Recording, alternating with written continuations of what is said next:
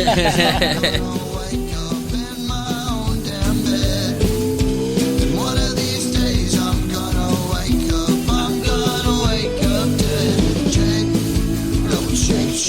it out.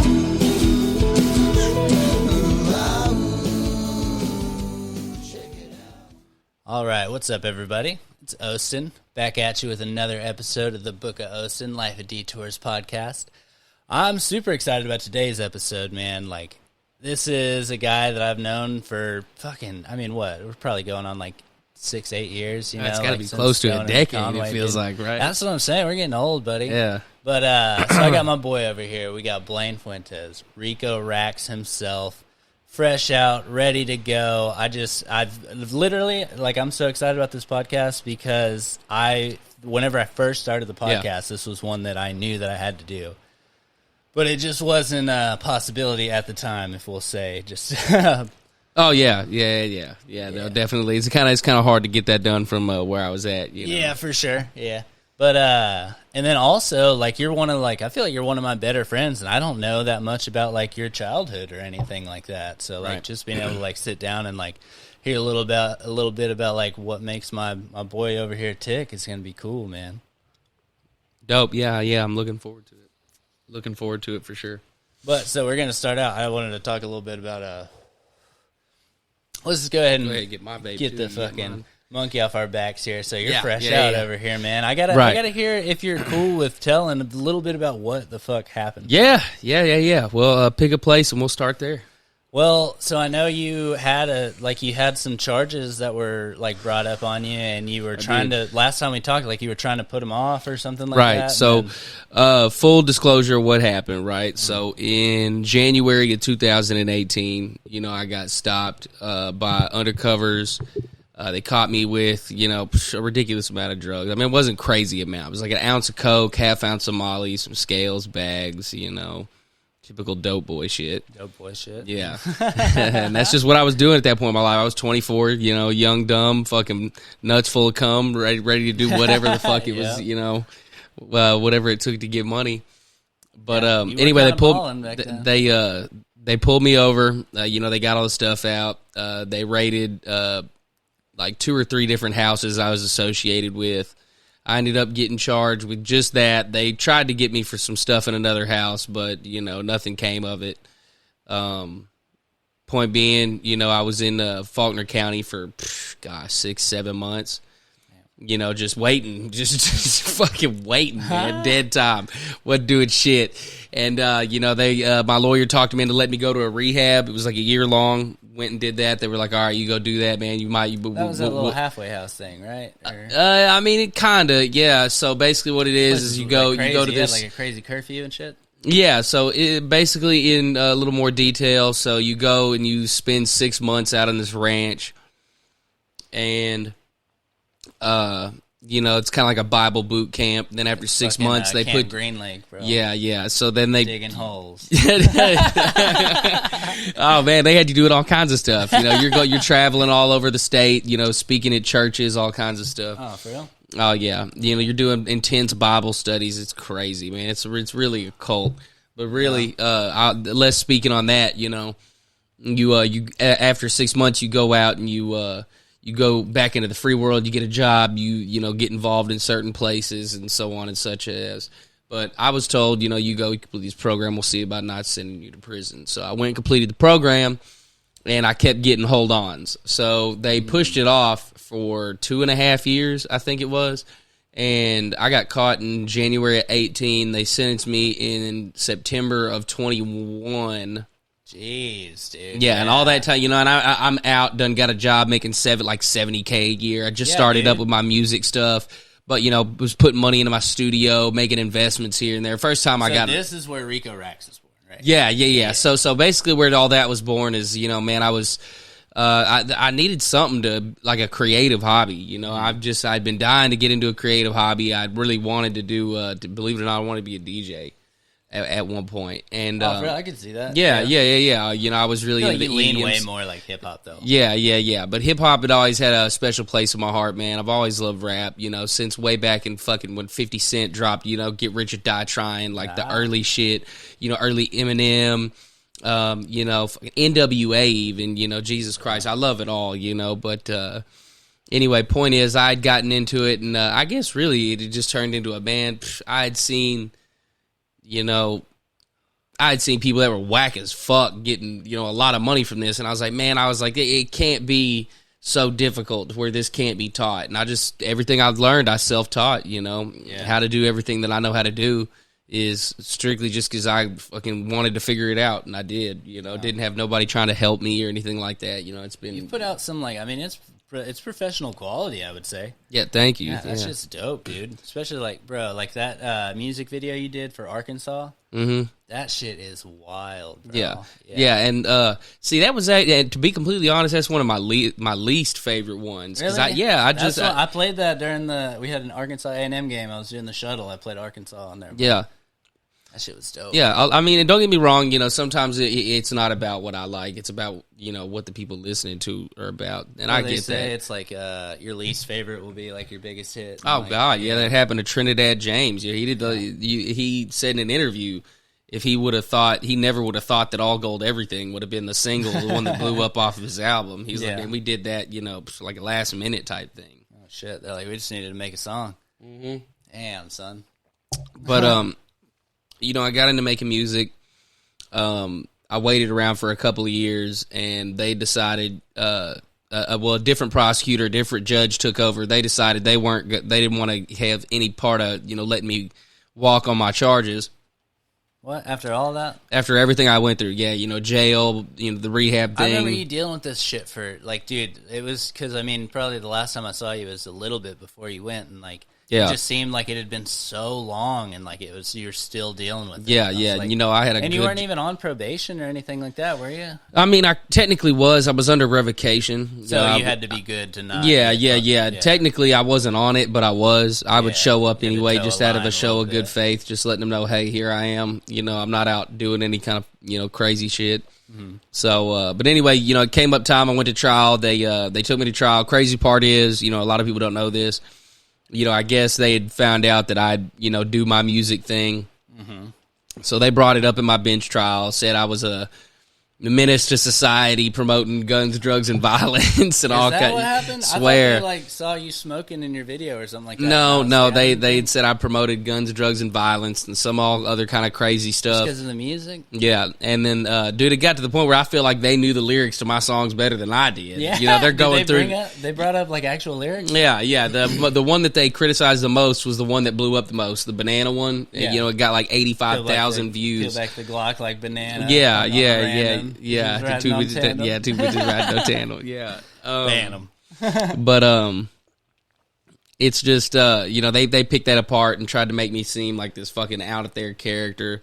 And you know, sometimes I might be shit. You know, I really am kind of out of there. But you're a wild person. Yeah. The thing is that and you know they had no new anything to go off of. They were just going off of what they saw on a piece of paper and these music videos and some other shit.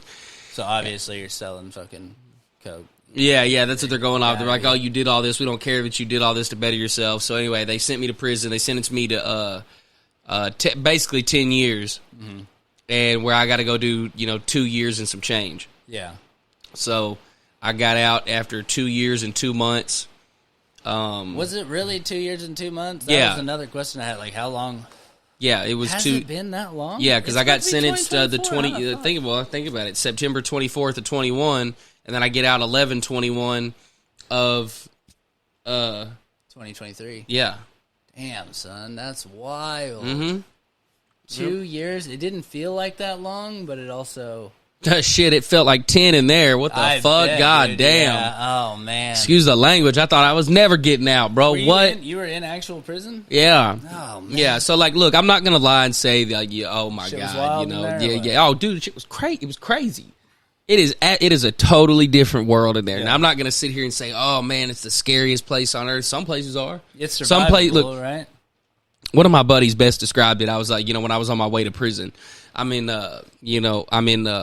basically general population at the county waiting to go. And I was like, all right, man, well, give me, you know, what is it like when you get in? He's like, man, when you walk in, the vibe changes. You can feel it in the air that, oh, crap, you know, I could die in here. Oh, shit. You know, and so He was like, when you feel that shift in the air, like, my life could be taken at any moment in this place. You know, he said it's different, bro. It's a different way of life. Now, I don't know, you know, I didn't go to any super crazy, violent maximum prisons. However, there was a lot of crazy shit that I saw. Moved around a little bit? Yeah, I got moved around a lot, actually. Yeah. So, I hear that a lot, actually. if we're gonna go through it, you know, You'd think you'd just have one place. You know, like, why do they move you around? Well, some people do. You know, I had programs, and you know, I got accepted into certain things, and went to other, you know, units for work. I could see you in there hustling, bro. Yeah, I could see you in there hustling, man, to be honest, bro, I really didn't. You didn't come out with a bachelor's or something. No, you just chilled, bro. Well, I mean, I put in work to get to places that I need to. You didn't know, get in any trouble while you're in there. Yeah, a little bit. I mean, nothing crazy. I'll get into. Everybody get into a little bit of trouble? It just kind of depends, man. It's really, you know, what Jack just kept getting caught up while he was in. He was only supposed to do like 2 years. He ended up doing like 3.5, 4. And that'll happen, like man. Yeah. If you get caught up in the mix, it's so easy to get caught up, man. Yeah. You know, like I said, I'll talk more about it here in a little bit. I guess just kind of going through it. You know, how it starts is, you know, you go to prison, you go to diagnostics. They run you through all these tests, blood checks, everything from A to Z, make sure you're healthy, make sure you can work. Mm-hmm. And then they typically will send you to a unit. And that's where you'll do whole squad, get a job change, figure out what you're going to do. Everybody's got to work. Yeah. So mine was completely different, way different. So I went there. It was during COVID. I was in a one-man cell for 2 weeks. I caught COVID. After I finally got over it, they sent me to quarantine because it came back that I had it. Huh? So they sent me. Had the whole thing. So they sent me to an actual barracks, a 3-tiered barracks, with a bunch of other people that had caught it. You know, so we're all in there with COVID. Fuck. Yeah, it's wild. And don't know if you're gonna die or what, because y'all ain't getting the news. Y'all don't know shit. Oh well, they got TVs and all kinds of stuff in there. You know, everything's straight. Yeah. But you know, we go there. I spent almost 30 days at that unit and diagnostics waiting to go. So I did that. Ended up going to a place called Wrightsville in Arkansas. It's close to Little Rock. Where's that one? That's not Pine Bluff? No. No. It's around this area. It's not far. Yeah, within like 30 minutes. Yeah. But Wrightsville, which is actually kind of one of the better units. The food wasn't, you know, ass. It was all right. Yeah. For prison food. But food in Conway County sucks, bro. Yeah, food in Faulkner County sucks. County, yeah, it's terrible. That one sucked, dude. But you know, so you get there. I got to Wrightsville. I was there for a couple of weeks. Went to a drug program. Was there for about 4 or 5 months. Got pulled for a early release work program. I was there about 31 days. This counselor baited me into an argument over some stupid shit, and I raised my voice in response to what he had told me. And shouldn't they expect that? Really? Yeah. Well, they do that on purpose because if it's lucky. You're blessed to be there, and if you don't kiss their ass, then you got to go back to prison. So I raised my voice, standing on what I was standing on. They sent me back to the prison, over some dumbass bullshit. So they didn't really punish me too bad after I told them what happened when I got to the inmate court. So, really? Yeah, I did have to go do Ho Squad now. I was thinking, damn, I'm getting out of prison. Didn't even do Ho Squad. Didn't do none of that shit. Well, went to Malvern, did Ho Squad. That shit was fucking terrible. God, that Ho Squad. So you go out. Ho or hole? Yeah, Ho. So you're getting a garden hoe, and you get in what they call a bang line, and you're basically, they tell you to put your dick in the man in front of you's ass is the terminology they use. Right. So you're basically up on this man's hip. They ain't pulling no punches. Yeah, and you're going off for 8 hours a day type shit. Just hoeing the ground. Just banging a hoe. Yeah, tilling it up. Yeah, it's wild, bro. It's crazy. What is this, a rice field or what? I don't know. I think it's just taking grass off of certain places, just trying to keep you busy. Interesting. Yeah. Yeah, for real. They got this. This little patchwork out there. They just and it's wild. I'm telling you, it's wild, bro. I mean, it'll let you know if you got some work in you. Yeah. But anyway, after I got through with that, I got selected to go to Benton Work Release. So I went to a work release program, which basically, you get a job and you work in the free world for a little bit. So I did that for about 8 months. Almost a year I was there, but I had a job for about 8 months. And, I worked at this sign company. I was a painter. So basically I would, like spray paint, and I did that for about 8 months. Stacked up about, a few $1,000s, came back home. That you can use when you get home? Yeah. That's nice. So when I got back, for shit, so you actually get to like save money. Yeah, so when I got back, took care of a few things, handled a few legal costs. Yeah. Well, actually, I didn't have very many legal costs, believe it or not. They didn't give me any new fines, fees, anything like that. I paid off all my fees for a year. Mm-hmm. So I mean, I'm straight, man. I paid up everything. Now I'm back. I've been back for about a little under 2 months. Yeah. How long you got on parole or whatever? Like 7.5 years. Damn. 7.5 years. That's such a long time. Yeah. I feel like a totally different person at that point. Fuck. I'm telling you, man. That's wild. You'll be what? 36? How old are you? 29 right now? No, 31. You're 31? Yeah. Okay.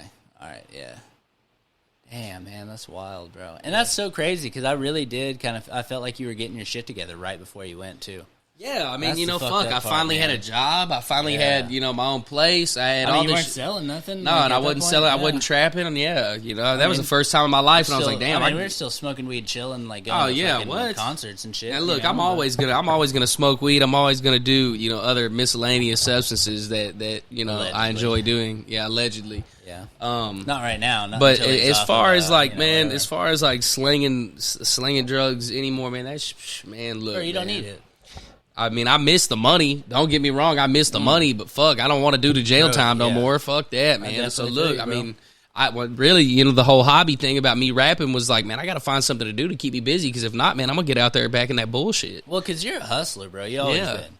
And so, I was thinking about that while we were listening to that music earlier. Like, I feel like you got like a music about you. You know what I mean? Yeah. Like whenever you walk in the room, like there's like. I feel like there's like a hip hop beat like you're moving to. Yeah. It's like that doesn't go away, and like that carries over, and like you're always moving, doing shit. Yeah. And man, it's just become a big part of my life, and I never would have been thinking, years back, oh yeah, this is what I'm gonna do. I mean, I've always dressed crazy and been, lavish with my spending, and I guess in some way kind of embodied the whole persona, but so there were actually some people when I started making music that came to me and said, "Oh, it makes sense now. It makes sense. It absolutely makes sense. You had that swag about you from the get go, bro. We're just waiting on it. Yeah, you're gonna make some shit too. Yeah." But yeah, ever since I've been out, man, all I've really been doing is recording, getting back on my stuff. I'm planning a whole bunch of drops, within the next year. Yeah, we need to hear about this, because what's crazy is like you were telling me about your plan and stuff, and it's like whenever I went to do my stuff, like with the book and the podcast and stuff, like everything came like on a whim. Like I just basically decided one day that I was going to write this book. Didn't really, I did like my social media and stuff like that, which I fucking. I don't know what the fuck I'm doing with that. Yeah. But it's like nothing has really like crazy kicked off. All my like my friends and my fan base and shit, the what little I have is so avid, and like they're fucking with me. But it's like I don't know how to like hit that. Like just get like people to discover shit. You know what I mean? Right. Like all my friends, like they'll keep listening to the stuff I do because I feel like it's like they think it's cool. But it's like. Like if you, like with the plan that you were talking about, like it seemed like it was like to hit those different markers of like getting it out to different people. Right. Well, and I want to say it was Tory Lanez said it. You can have the, let's say music wise, so you can have the music, you can have the talent, you can have the look, the image, but if you can't market, then it's not gonna work. And what I mean by that is so like all these go on Spotify, right? Yeah. So reaching out to people on Spotify that own playlists for podcasts and stuff like that, they have playlists where they're like, oh, okay, well, we've got certain podcasts you can listen to. Shit. And reaching out to people that own these playlists. I need you to help me with this. Yeah, absolutely. Dude, I've got a good idea right there. Yeah, and they've got websites that you can pay a subscription to and get, a list of their emails, and you can just run through and be like, okay, boom. Yeah. Here are all the people that own podcasts. Hosting sites too that I could use. I tried doing one for a second, but I kind of gave up on it. But what this is going to do is this is going to put this on people that have playlists. People that are like, oh, okay, I'll listen to whatever, as long as it keeps my interest, kind of deal. Well, in a sense, so like let's say they've got a shuffle kind of a shuffle podcast where it's like, okay, on this podcast, on this certain playlists, they listen to podcasts where about sports, you know, so it'll flip between different podcasts and sports. So you find your niche, what you feel like it fits in, you know, message a few people. Some people might want you to pay. Some people might be like, oh, well, we like your podcast. We'll put it on there anyway. A little bit, man. Yeah. And that's just the cost of doing business, you know, and you do I'm ready to do business. If anybody wants to reach out and be like, hey, I can do this for you. Yeah. And then I don't know what I'm doing. And then, you know, shit, bro. You know, you're good at building business relationships. All you do after that, you know, you find the people that are willing to fuck with your shit. You know, develop a business relationship. Make sure the streams are good, and then, you know, you're reaching more people. Yeah. And then when you reach these people, you see where all your interest is coming out of. Then you can go into paid ads, man. You know, pay to target some ads to those locations, and then you're building a fan base. And you can also just kind of target your market of people that want to hear you, like. Yeah. You know? Well, I'm just saying it's like, well, I guess I'm speaking more from a music perspective. So like, you know, they have Spotify for artists. When I drop a song, it tells me, you know, Dallas is where a lot of your streams come from. Okay, real? Podcast. Yeah. They might. You might have to. No, I have the Spotify for podcasters apps. It'll tell you what country and what age range and what like devices and shit like that you're listening the most and stuff like that, and what platforms. Like if you have it on Apple Podcasts and you have it on like Spotify and shit like that. Yeah, but maybe music is more, because I noticed like my buddy Space, like he's a DJ. Yeah, and he's always posting these metrics that I just haven't ever seen. So I feel like it is just different. Yeah, and does that you have know, a little fire on it whenever you fucking hit that. Yeah, on the front. Yeah, it's wild. Yeah, but let me see that real quick. Yeah, absolutely. Yeah, you know, you get the metrics, put some target ads out. It's a great way to. I mean, that's what you got to do, and then you know, eventually, your goal is to trigger the algorithm to put you in some of the higher tiered playlists. And you start collecting money back from that. Yeah. And when you know, consistency. You know, there are people that I know, like, I think it was DDG, this, you know, this artist. He had a little show that he would do on the side to funnel his music. He posted sometimes, you know, multiple times a day. I'm sorry, who's DDG? He's a well-known rapper. Okay. Yeah, like an artist. Okay. But, I'm not like super in. Oh yeah, that's fine. But no, he would post multiple times a day about his podcast, about just making content. As long as you stay putting out content for people to see, you know, for the people that do fuck with you, it's going to expand. More people are going to listen. Just content is key. So that's what I've been doing, bro. I put out a podcast a week, no matter how many people listen to it. I don't give a fuck. And that's what you got to keep doing. As long as you stay consistent and find your lane. You know what I'm saying? Like find something that's going to set you apart. As far as like. Oh, this thing that we discuss right now. This thing that we do here. This is what's going to set us apart. That's another thing I was going to say earlier. Whenever I was saying I was happy to talk to you, was because like I've been having a few guests on here and there, but it's like I've been putting out an episode a week. But that like I've been doing it with like recurring guests and stuff like that, and like friends and family and stuff. And like I have the Granny's Garage once a month, which is just me and my sister chilling. But like. What the podcast started out as is like an interview show of like me talking to like interesting people, and fucking like taking it back through their lives and like learning like what you're about, you know. And like I hadn't been doing that for a while. I'd just been putting out content for the podcast that wasn't exactly that, you know. And so that's what this trip right here is all about. I'm about to do you tonight or today. It's fucking what is it 3:30 right now? 3:45. Oh yeah, we started off pretty early, bro. Yeah. But, so I'm doing this. I'm going to do Clado tomorrow, and, like, I got some really fucking good content. I already know both of y'all are just, like, this is already good content, man. Yeah. That's good shit, man. Oh, yeah, well, I'm glad to be here. Shit.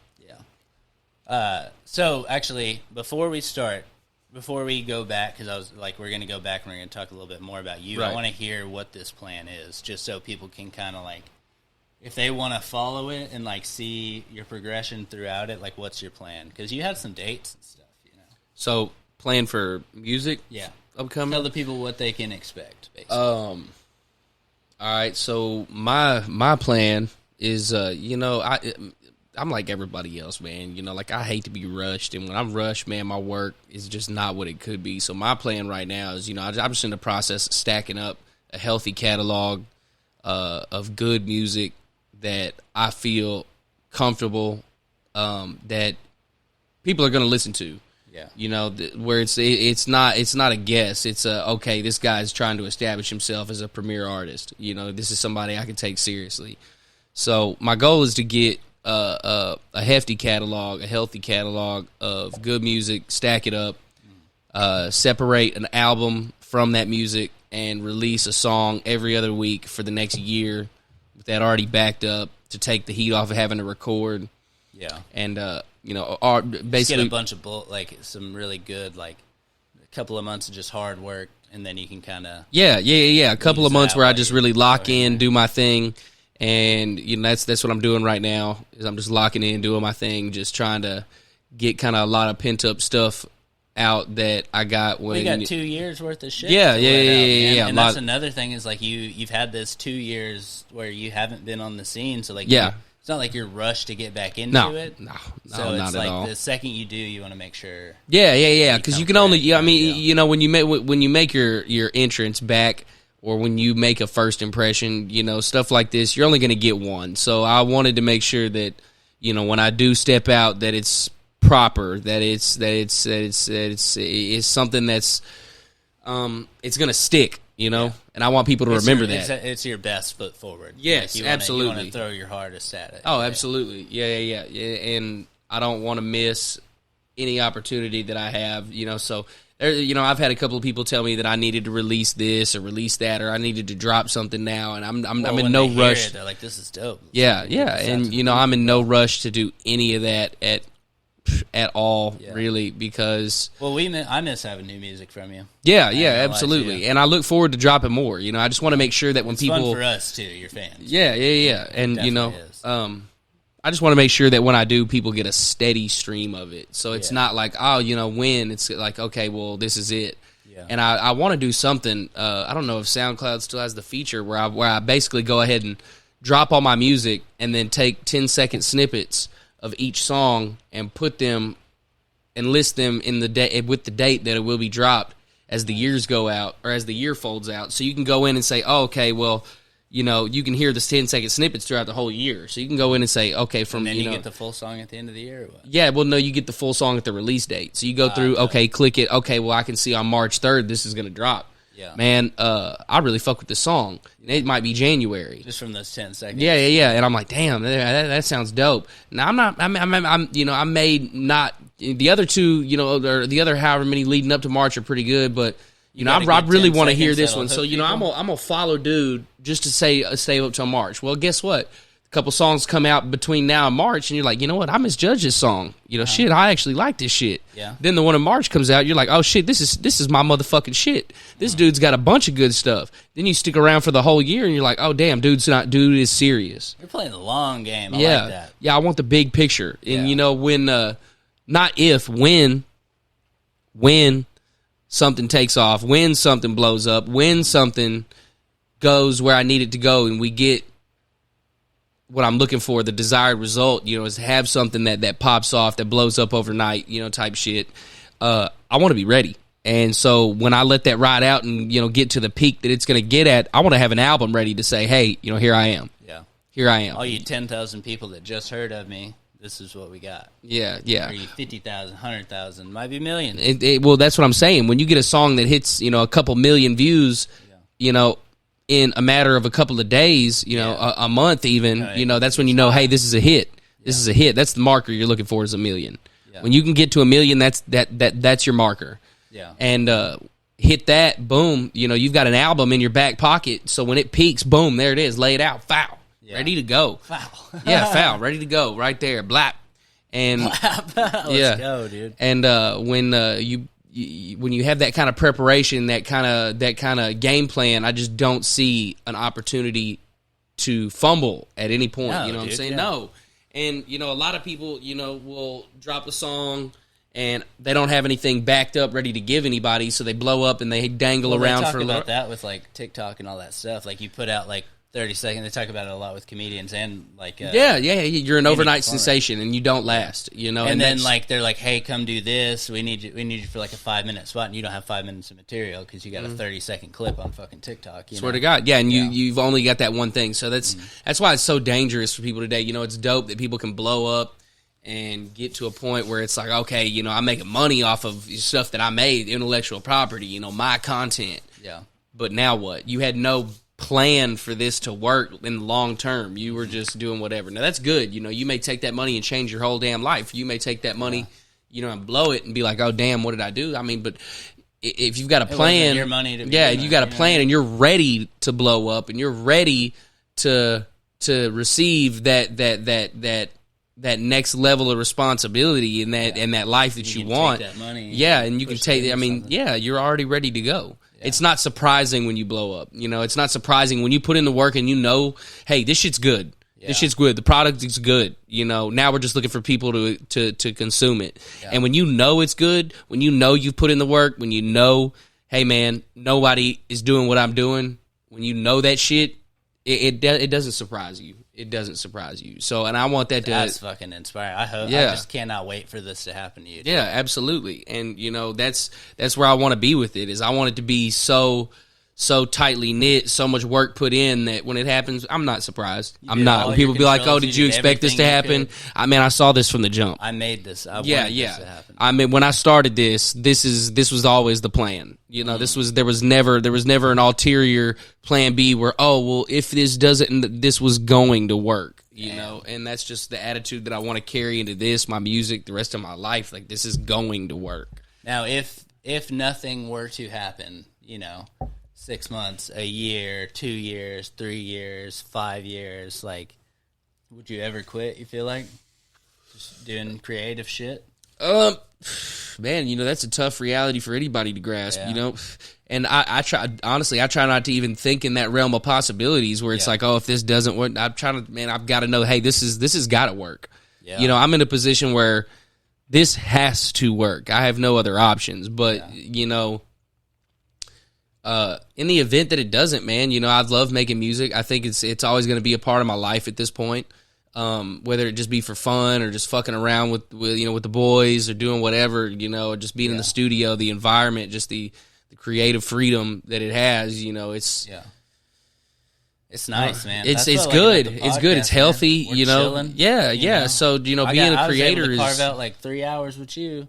Like, just for this, man. Yeah. And, being a creator is awesome, man. It's fun, dude. Yeah. And I feel like it's hard once you've started doing that to go back to anything else. Yeah. But, man, if anything didn't happen, I don't know. I mean, I guess I could see you going for like 10, 15, 20 years. Then really, if nothing happened, which I could not even see happening, you'd be like, all right, fuck y'all, I'm just going to go live on a farm in fucking Iowa or something. Yeah. No, I don't know, man. If nothing were to happen, man, I mean, I've always been smart business and money-wise, so, I just don't want anybody to get, like, super discouraged if nothing happens, you know what I mean? Yeah. Like, well, everybody that chases a dream has to come to a reality at some point, it's just, I've got time on the table, I've got the want to, the drive, the work ethic, the everything that I need to do this. Yeah. But if it weren't, gonna be a thing, then I mean, man, you just gotta face that reality, move on, and stick to what you're good at. I'm good with business. I'm good. I'm smart. Shit, I can move. Yeah. I mean, shit. Before this, I was making $70K a year, sitting in an office chair, air conditioning. Yeah. For 2.5 years, but pretty much 2.5 years, I did that shit. Yeah. Cushed up. You selling perfume or something for a second? Was that you? No. Is that a thing, or what was that? No. Working at some department store or something like that. Mm-mm. Nah. I don't think so. Nah, maybe not. Nah, I worked as a shit. I've done a lot of different shit. Apart from selling drugs and fucking doing whatever else. Shit. I mean, I was a server for a while at many TGI Fridays. No, not at TJ. No, it was. I was one at B-Dubs for a while. Shit, man, I've done it at fucking old Chicago. I've plenty of different places. I did it at a country club. Yeah. That's always something I kind of leaned on. I'm trying to get, maybe get a bartending gig at some point, try to move on to do that. Move on to Dallas. I'll get you a job right now, dude. For real? I may have to consider that for real, because I can leave here in a couple months. Get you a job? Yeah, I bet that. I could easily get you a job. Yeah, I might have to hit you up on that, because I'm definitely looking to move. I bet. Well, so now that we're to this point, and I really, like, I feel like we have to take it back now. Like, I have to learn a little bit more about, like, you as the dude, as fucking Blaine Fuentes, not Rico Rax yet. Blaine Fuentes, Right. Where'd you come from, So born, man, I was born in Conway, Arkansas. Yeah. So that's where I was born. Yeah. Well, no wonder you were ready to get out of there. Yeah. I've been there my whole life. I fucking can't stand that place. Yeah. You know. Sorry about the dog. We got a curious dog in the house. Yeah, we do. Yeah. One, dude. Motherfucking so door big. watcher. Bella, get over here. Get over here, Right biggin'. here. Biggin. There you go. Lay down. Sit. So, born in Conway. Yeah, born in Conway. Went to school in Greenbrier for the most part of my life. Went to Where's a couple. mom and dad here, though? Mom is at work right now. Well, no, I mean, Yeah. where were mom and dad? Like, I mean, obviously, mom gave birth to you. Where's dad? Like, Okay, so insight. I never actually met my real dad, so I've never had like a real dad in the picture. When I was about, I had a stepdad at one point. When I was about 8 or 9 years old, I got into a program that partnered up with somebody that wanted to help. oh, So it was like a big brother, big sister type thing. yeah. Did that. Guy ended up being the closest thing that I had to a father figure. So, his name was Kevin, so that pretty much became my pops. He passed away a couple years ago, when I was waiting to get sentenced.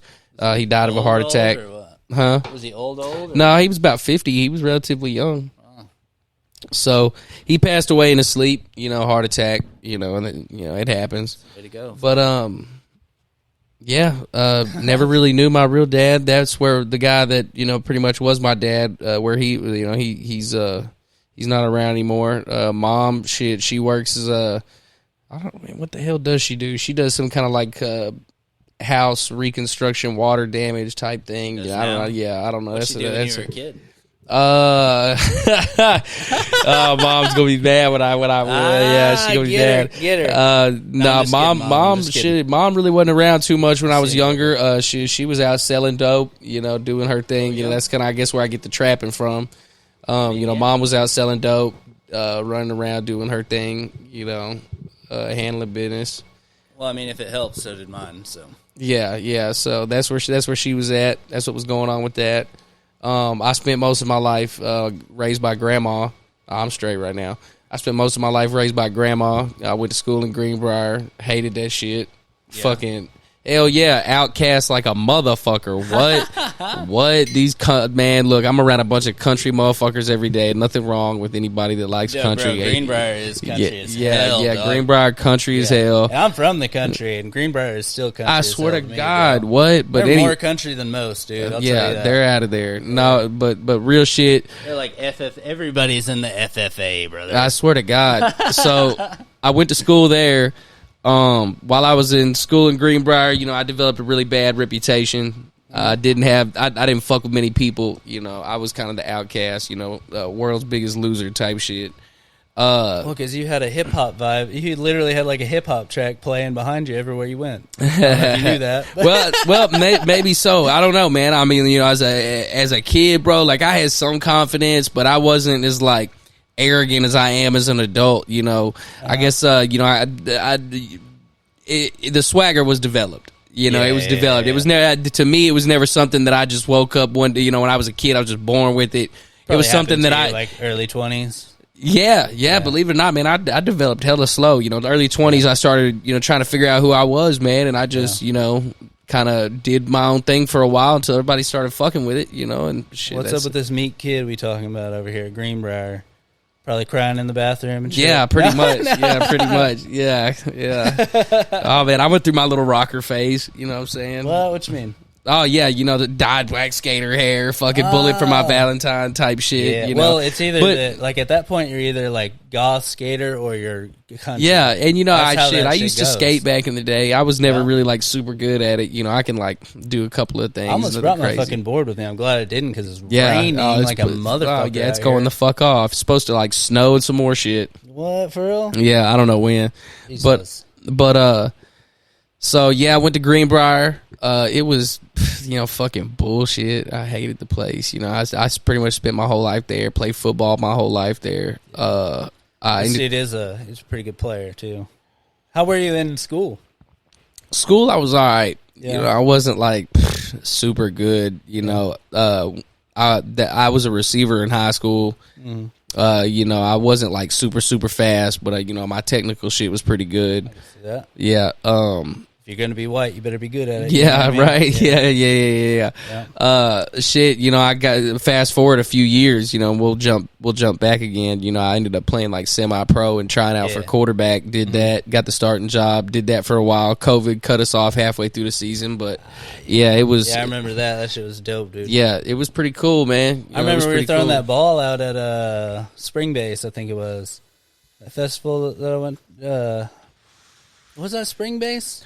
I don't really remember, bro. That was a lot of acid and a lot of weed ago. Yeah, that's true. That was a good time, though. Yeah. The one where I had the booth, I think, and we were out there, like, throwing the football and shit, and, like, that was a good time. I don't know why that just popped the in one, my head, you talking about the one at that Solstice? At the creek, bro. Was it something like that? Yeah, where you were selling the books? Yeah. And was it dude came and put that cocaine in my nose when I was asleep? I had my head hanging out of your car. Yeah, dude. Oh, man. I'm not going to say his name, but yeah. I remember that. Yeah, certain individuals. Yeah. Yeah, because we were fucking partying at that, bro. My fucking booth just ended up being like a trap spot, dude. Swear to God. Yeah, it was crazy. Yeah. And then I had like the owners of the property come through, and they were like, "Hey, what's up, man? Yeah. Want to buy a t-shirt and shit?" I was like, "Yeah, they're dope, dude." Just a couple cool farmers from out in fucking bumfuck nowhere, Ozark, Arkansas, or something like that. I think. Real cool. But so going back to like high school, kind of shit. Dad, like, still ain't met dad. Yeah. And father figure still there. Like, are you still in that program? How long do you do that kind of like program? What, with the father type of thing? Oh, well, see, it was only supposed to be for a little bit, but, you know, me and him stayed in touch so much, you know, we developed a father-like role, and so he was involved in my life, you know, until he passed away, you know, I mean, and I, you know, full disclosure, you know, I called the man my pops, you know, he was my dad, in a sense, you know, so that's kind of, you know, where that was, you know, that was my pops, so. Yeah. So it's kind of hard. Oh yeah, I mean it was hard at the time. You know, I dealt with it. You know, it wasn't anything where I was just like, oh God, this is gonna ruin me forever. You know, but I dealt with it. You know, I've come to terms with it. I've moved on from it.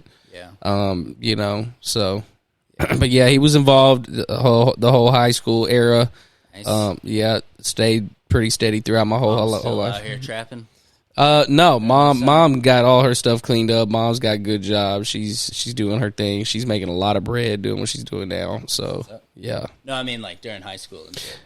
Yeah. Oh yeah. Yeah. We had a lot of issues between me and her growing up. You know. Interesting. Oh yeah. Like, you just drop that in there and you're like, that's all I'm gonna say on that. Yeah. I'm not gonna expose, you know, a whole lot. Yeah. But so, just regular like high school shit, man. Like, how did you party at all? No, I didn't, man. I really wasn't part of the party scene, man. I really kind of exiled myself. Like I said, I was always so different from everybody. Oh, yeah. You know, so and I had a bad reputation. People, you know, like, oh man, he be doing crazy shit. And yeah. I'm just like, man, what kind of crazy shit we talking about? Oh man, it was just wild. I'm not gonna go into detail with it, but I just had a bad reputation for fighting and popping off and yada. People would fuck with me, and you know. Shit, you know, when I got some size on me in high school, shit, you know, I started going back at them, and you know, it just the reputation just got bigger from there, you know. So it was just because I've never known you to be afraid of a scrap for sure. Yeah, no, never, man. And you know, that came from a lot of years of getting my ass beat, really. Yeah. You know, when you grow up the way that I did, man, you know, I came from an environment where there wasn't a lot of cheerleading going on. You know, you had grandma there, you had this and that, but I mean, that's grandma. That's grandma. Yeah. Nobody else is cheerleading. Nobody else be like, man, you're doing great. Mm-hmm. You know, man, these people that are supposed to tell you that, and I'm out here like, man, you know, I got no cheerleading going on. Fuck this, you know, and it was like, man, eventually I got to the point where I had, you know. Did you have no input or did you have all negative input? No, I mean, like I said, it's just people that are supposed to tell you the things that they're supposed to tell you are there. You know, you're seeking validation from your peer group at that age. You know, you're seeking validation from people around you to be like, man, you're doing great. And it's not there. you're not getting it anywhere. So, man, I'm just like, man, fuck all you bitches, excuse the language. So that's the attitude I ended up developing over the years, was pretty much, middle fingers up. And that's just kind of carried with me, I guess, to through my whole life. Now. Still ain't yeah. gone. Now it's a little bit more, it's a little bit more quick. After being gone for so long, I'm real quick to be like, oh, okay, well, this is not a situation I want to be in. Get the fuck out, I don't have time to dilly dally and wait on people and people to try to figure out what they got going. Nah, man, look, you can either give me what I'm looking for, or you can, let's go, get the hell on out, because I ain't got time to waste anymore. I don't, man. I'm focused on a dream. I got shit going on, so motherfucker that can't get with nowadays, the script. But moving back. So like going from like high school to like college, did you have a plan there? Like, where you? Like, no. God, no. You and me both, man. Hell nah, man. I fucking I started selling drugs around that in between high school and college age, really, because I didn't go to college till I was like 21. So I you took a couple of years off. Yeah. That's what it was. Well, I really went. He studied abroad. Yeah. So I was. What was her name? The broad. Can't kiss and tell, man. We don't kiss and tell. Come on. But those couple years, I was trapping. Really, I was working some odd jobs. Somebody put me on in the drug trade. Shit, I got good at what I was doing. I learned a few things. I caught some charges at some point. Yeah. When you were young. Yeah. About 22 years old. I had an ex. We broke up. She told on me. For real. Mm-hmm. The downfall of man, right? Oh yeah. It was that woman. It was that woman. They'll get you, man. But anyway, so that happened. I caught some caught some charges. I worked some odd jobs, nothing really crazy. I don't want to move too fast. I know you kind of want to peel back some layers. No, I'm with it, because I feel like you're more of an in the moment kind of person. So like taking it back to like the introspective, like taking it back to like your childhood and stuff like that. Yeah. Like I feel like that's not stuff that stays fresh on your mind like it does for some people. Oh yeah. Well, no.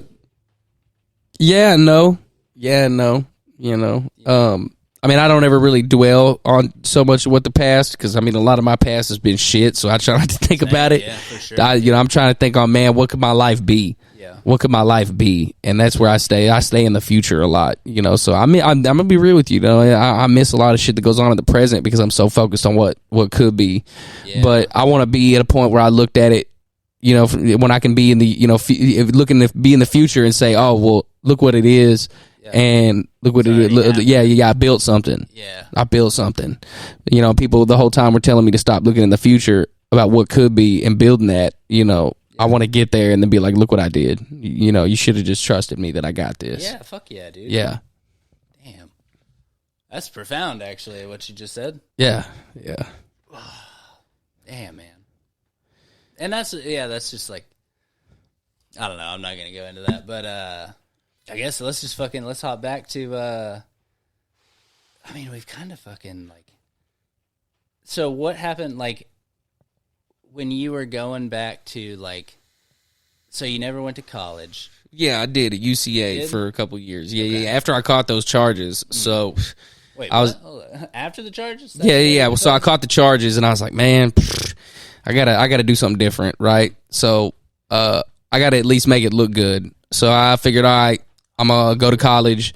I'm going to keep selling trees, but I'm going to go to college. I'll be able to find a bigger clientele, and I'll be able to get a degree in the process. So I figured, fuck it. I'm going to go sell some trees at college, get my little 4-year degree in business, and, go work at an office or something. I don't know. If something makes, close to $100K a year, I'll be straight. Mm-hmm. So. Can you imagine yourself at an office job, bro?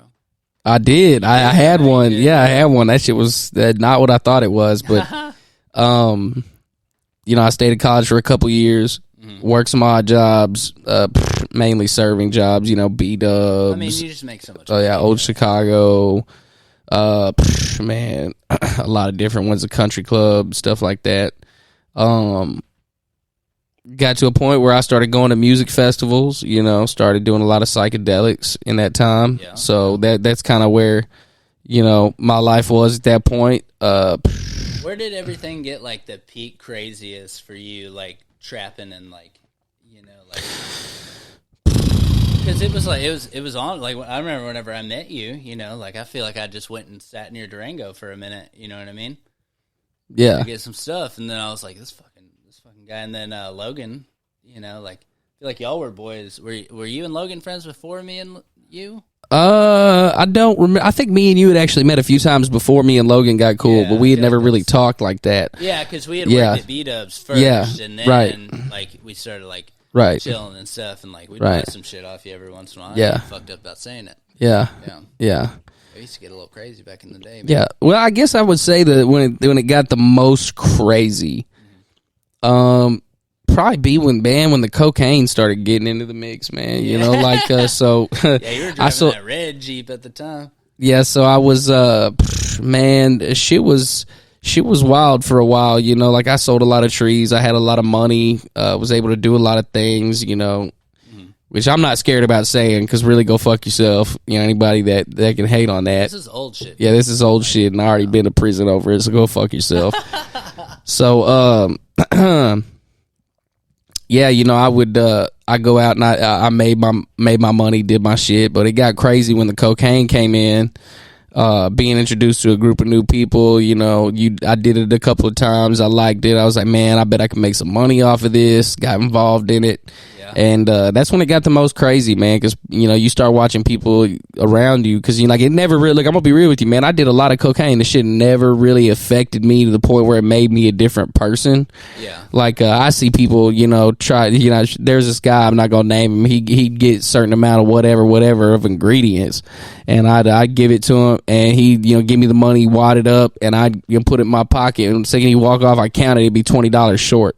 You know, type shit. And I mean, you know, like, I really knew dude was broke, so I wouldn't say too much. And I knew I was making a lot of money, so, you know, I knew dude was kind of like fiending out. So I was like, man, you know, I already made. That's why I could never be a drug dealer. And I did it for a little while, and like every once in a while I'll get like some stuff, and I'll wanna, like, I basically just want to give it to my friends, but like I'd rather like get a little bit of my money back for it, but I don't want to like sell it, you know? Like, well, the way I looked at it, I was like, man, they're going to get it anyway. You're going to get it anyway. Well, yeah, but like, so whenever it's like, say, like, I get some shrooms, like, I get like an eighth of shrooms, but they take like 2 grams, so I got like 1.5 grams, and I'm like, I'll probably just give it to you at this point. Yeah. But it's like, fair enough. I did spend, you know, $35-$40 on it, you know, so I should probably get a little bit of that money back. Yeah, yeah. I feel that, but, you know, you got, shit, man, really, it just, if you do it at those small levels, it's not bad. But, you know, when you get up to moving, you know, pounds of weed and you're fucking slanging ounces of coke and all kinds of crazy shit. I mean, you know, it wasn't just one thing. Counting money, the money matters. Yeah. I mean, dude, there was a day when me and the girl that I used to talk to, we went around, we made plays all day, and I got out of the car at the end of the day. I'm talking, I ain't got out of this motherfucker unless it was to pick up a payment. And I got out of the car. I'm talking money fell out of the car. I had so much money falling out of the car. I swear to God, bro. Just ones and fives. Hell no. Yeah, we're talking 20s, 10s, everything. Bro, I've been slinging all day, dog. All day. Ah, damn. What? It was all day. And I'm talking money was falling I'm busting out of the console, falling all over the floor. I'm drunk as piss. You know, fucking smoking my ass off, fucking living life. You got coke in the car? I don't know what I had in the car at the time. Oh, man. What happens if you get pulled over? Then you go to jail. Yeah. Did you have a plan for that at all? Fuck no. I never had a plan. For the most part, I'm gonna be real with you. I don't think I probably had coke in the car. I would usually keep my stuff separate from where I would lay my head. So wherever I would lay my head would be separate from where the drugs were. Yeah. That way, there was never an opportunity to fuck up. The time that I did fuck up, they had already had me on a whole lot of other shit. You know, I was coming back from a rave. I was out of my damn mind. I took too much up there. I was really fucking out of pocket. I got slippery. They were on top of their shit, and they got me. Yeah, they were ready for you. Yeah, and they were ready. Yeah. You know, now had they not been ready, what I would walk in the house with a backpack. Let's get this motherfucker. Yeah. You know? Well, no, they pulled me over coming back into Conway after leaving I left Fayetteville, and I guess they followed me at some point. Well, they know your car because it's they had a tracker on my vehicle. Sexy red Jeep you got running around. Well, the white is white. Was it? You had a red one for a while, right? No, that wasn't a Jeep, was it? That was a Durango. I didn't have a Durango. Am I tripping? Yeah. You had a red something, didn't you? This has always been this white one? Yeah. Well, this one, Maybe and then I it had was and like not to like diss it or anything, but I feel like it was like super nice when you got it though. Yeah. Hell yeah, it looks like shit now. Yeah, I remember because we used to go out there. We'd fucking go out there to like get something from you, and we'd sit in the Jeep, and it was like you'd have the music bumping, seat warmers on already before you even get in the car. Yeah, hell yeah. Well, he'd take care of you if you got in the Jeep. Oh yeah. Yeah, those were good times. He was a salesman. Those were good times. Those were good times. Outside of what's that fucking place called across from campus? The bar right across from campus. Bears Den. Yeah. I spent a lot of time in there. Yeah. Spent a lot of time in there. But they got their comeuppance from fucking old dude. Gordon Ramsay, show. Yeah. Yeah. Yeah.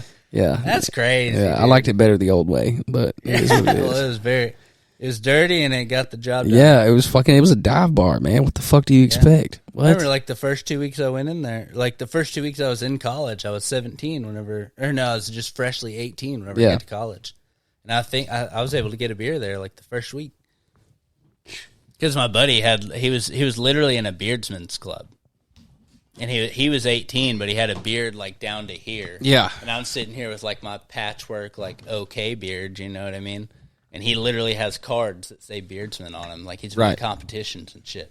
So he's like, "Yeah, I'll get us some beers." I was like, "All right, yeah." What was funny about Conway was I was like I'd go to so we worked at Vito's for a while. Yeah. And I don't give a shit about fucking talking about this Vito's over here. I don't think they'd be really even mind. They're probably not even there anymore. But I worked at Vito's until I was 19, and then went and worked at Fridays, and I'd go back to Vito's and fucking like have a couple of beers every once in a while, and like nobody say anything. Yeah. And then whenever I turned 21, they were like, okay, yeah, you know. Got him. Like, motherfucker. I shouldn't even be talking shit. I'm sorry, guys. Yeah. It wasn't your fault. He got us. You worked there, nobody knows about it. Yeah, he got us. I'm going to go through, and I'm going to, for real, though, yeah. Yeah. I'm going to go through, I'm going to block out every B-dubs on that one. Yeah. That's what I'm going to do. Yeah. I can bleep shit on here, dude. Yeah, I can go through. I can make this podcast whatever I want, dude. It could be you talking about the muffins and the fucking gumdrops or something. I don't know. Fuck yeah. Let's do that. So the trap, so you were trapping like super hard, like through your 20s, like early 20s. Huh? Yeah. Okay. Yeah. And then was there any slowing down without? Like without the trapping? Well, no. Was there any slowing down without the shit kind of hitting the fan, you know? What do you mean? Like without you getting caught up? Like would I've stopped? Caught up. Well, when did you get pulled over that time? January 24th of 2018. Okay. And you were, what, 26? 25. 25, yeah. So that's like the cap on like 20 to 25 you're trapping. Yeah. Yeah. Yeah. So was there any plan on like, I feel like you were just like full trap. You were fucking killing it, honestly. Yeah. I had so much money. Fuck shit. You had plans, bro. Yeah. And I was taking the money and I was trying to, flip it into other shit. Mm-hmm. I mean, I had direction. And when that happened, that kind of really just fucked my whole direction up. I was like, damn, I got to do something different. Yeah. Got to do something different. Got to. Yeah. And that's when you went to college? No, I went to college when I was like 21, 22. Oh, okay. Yeah. I was in the middle somewhere. Yeah. Yeah, and then I caught those charges 21, 22, and then I went to college. And then I did college for a couple years and trapped and worked. And I caught the charges. Damn. Yeah. The second batch of charges, I guess. Yeah. Yeah. So what's the in between there between you and like your court stuff? Because I was working a whole bunch at the time. Like I had already met you at this point. Like we were like, I mean, I knew you, but it was like then for a while you were just kind of like gone and stuff, and like because I mean you were like full trapping, and I wasn't like fully about the life, but I'd hit you up if I needed shit kind of stuff, you know what I mean? And I hate to say that because you are a friend of mine, but it's like when you're in full trap, like. That's a different market. Yeah. Well, you don't have a whole. Well, I mean, you got extra time, but You got a whole lot of friends. Like, yeah, you got a whole lot of other shit you're taking care of, you know. And, you know, shit, you know, you're doing that so you can do the things that you want to do and have a good lifestyle. So, you know, most of the time that I was doing the shit that I was doing, I was going out doing shit that I wanted to do. You know, shit, I'm going out, going shopping whenever I want to. Shit, I go out and go eat a nice meal by myself. Yeah. You know, I go to a movie by myself. Shit, I just like doing shit for myself, really. You know, like yeah. Mm-hmm. And that ain't really changed, you know, like I've always been comfortable being by myself. So, yeah, you know, I don't mind, you know, shit, there are times I'll be in the studio for the whole day. Yeah. Longer. Like today would have been if I wouldn't have showed up, probably. Probably. Yeah. You know, like, when I showed up, he was like, I gotta finish this verse in here. Yeah. So, you know, I try to stay on top of all that as much as humanly possible, you know. So I just figure the more I stay on it, the quicker the work comes in, the quicker the results get in, the quicker I can start getting the money that I want to see from it, that I can make, you know, life-changing moves for me. Yeah. You know, put myself in a position to win, you know, despite having all these other situations putting me in a position to lose. I'm trying to make something out of that, you know. Yeah, I ain't gonna lie to you, bro. I'm like I said earlier, I'm like super excited about like what I see in your future. Like I'm fucking like, because I was kind of there for like I probably met you when you were like 22 or so, and I was probably what year did you graduate? School or high school, I guess. 10 or 11. Born is really what I'm 92. 92, so I was 96. So you're a little bit older than me, but it's like, I met you, like, right in that, like, sweet spot where I saw that, like, shit was going kind of crazy for you, and then, like, you were just a regular dude after that, you know what I mean? Like, I got to see you, like, at your craziest, and then, you know, like, as somebody that, like, still, like if you met your drug dealer was your friend kind of deal. It was like you were actually friends. Yeah. That's almost exactly what it was, Yeah. But it's just, dude, you're just cool, man. Thanks, man. I appreciate that. And like the drive and stuff like that is like it fuels me. Like whenever we were talking earlier, like about that little bit about the podcast, you just gave me ideas right there, man. Like it's fun to see your rise because I think it's gonna like fuel inspiration for me as well, too. Right. Yeah. Right. Well, you know, man, look, like you got to think, you know, people will tell you a lot of shit when you're trying to do stuff like this. Oh, man, you know, why don't, you know, be reasonable, think practical, do that. Man, fuck that, dude. Yeah. Think wild, out of it, man. Think wild, think crazy. Whatever your wildest thing is, that's what you need to work for every day. But keep in mind that somebody else wants that same shit, and are you willing to work harder than them? And, you know, you've got to have that mentality, because if you don't, even if you do make it to a degree, you're not going to retain it. And that needs to be in the back of your mind, is like, don't just have the plan of, oh, I'm going to get there. Because then when you get there, then what? Then what's the plan? You want to have a game plan where it's like, man, I'm going to retain it. It's going to happen. It's going to happen. But I want to make sure it lasts. I want to make sure that it stands the test of time. Yeah. And, you know, you want to put my mark down. But yeah. Because, I mean, you know, fuck, if you just had one podcast episode go off and none of them else did, would you feel like, you know, you made a little bit of money? One that goes off, bro. Fuck, yeah. Yeah, but, you know, I would say that it would be even better to have a longevity of episodes where they're going off, because, you know, you know, you've put in the time. Damn, sorry, that liquor's getting the better of me.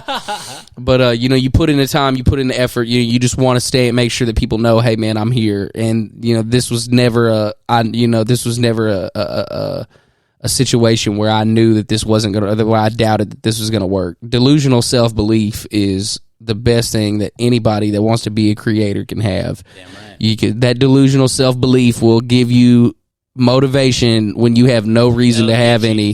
really? Hell yeah. What, dude? There are times when I don't feel like doing shit, but I got to be like, you tell myself, man, you are the greatest artist in the world. People want people want you to do this because, and all you got to do is go in there and give it to them. And I'm just like, you know what? And shit, people be like, man, I've never even heard of dude. What is he talking about? You know what? And I get that. Cool. Well, you can't deny the lyrics. Yeah, but here's the thing, man. One day people are going to be like, damn, he did it. The people that took the time to be there, that were there, when I was making this plan, when I was getting it ready, when I was devising this shit, they were like, damn, he did it. People that have been waiting 3 years for your new music. Hell yeah. What? Bro. And I'm telling you, to any competition, because of the way that it worked out, you were putting up music literally until you went. Yeah. And then you were just gone. Yeah, and see, I wish I had put out more because I look back on it and I'm going to be real with you. I look back at my old catalog and I see somebody who was untrained, who was, who was sloppy, who was, not as well put together, who was really just winging it. I see somebody who hadn't put in the time. Yeah. That's what I see before I left. And when I was gone for 2 years, the main thing that kept me sane was working on my craft all the time. And that's what I'm doing, right now, is working on my, when I'm not doing this, I'm working because I want this shit. And I don't think people, when they have a dream, I don't think they want it. Because if you want it, you be willing to this is it. This is gonna happen. Look at the people that made it. They're like, oh, he ate, slept, breathed. Everything was about the dream. And you gotta have that mentality. And then when you get there, to retain that is the goal. And so that's why I say it's important to have in the back of your mind. It's always gonna work. Delusional self-belief will carry you. So when you get there, you knew this was gonna happen. You're prepared for it. That preparation carries you for it. It's good to have. Hey, I do wanna play one of your songs if you would like to pick one of the ones that you have like ready to go. If you want to pull up your spot. Yeah. That's cool. You want to play one of yours? Let's see here. What, one of my old ones? Yeah. Well, something that you have ready, or if you have, Yeah. Well, shit, I don't want to do too much. Out the MacBook? Yeah. If you give me a second here, we'll just all right, let's take a break, and we're going to come back with a little bit of music. Cause I feel like I want to hear this and like let you guys know what the sound is about before we keep going. Yeah, absolutely. Because it is dope. Yeah, so I figure we'll call it a teaser, but I've got a bunch of choruses I've been working on for some songs that I feel like are really good. I'll play a few just to let you guys know, where I'm coming from, and then I'll play, maybe one or two of my old ones. So you guys I feel like you're saying that like your better stuff, your new stuff is better. Yeah, absolutely. But like I loved your old stuff. Exactly, and that's what I'm saying for people that don't know. I want to show an elevation of artists, and like I do appreciate what my old music did, like with the amount of views and streams that I already got, but it was hype music. And I just want people to be clear that I'm fucking coming, and that old shit is, to me, I look at that old shit as like, that's not even the same guy.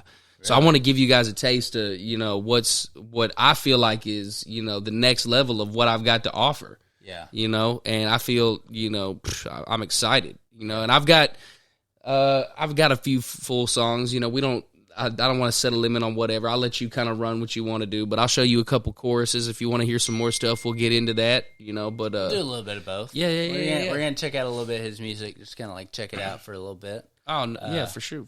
But before we do that, I'm going to go take a pee. Yeah. Are we taking a break? Are we getting off right here? Yeah, we're going to take a break. We're going to make sure that the MacBook works before we put the people through us. Fucking with technology for a little while, honestly.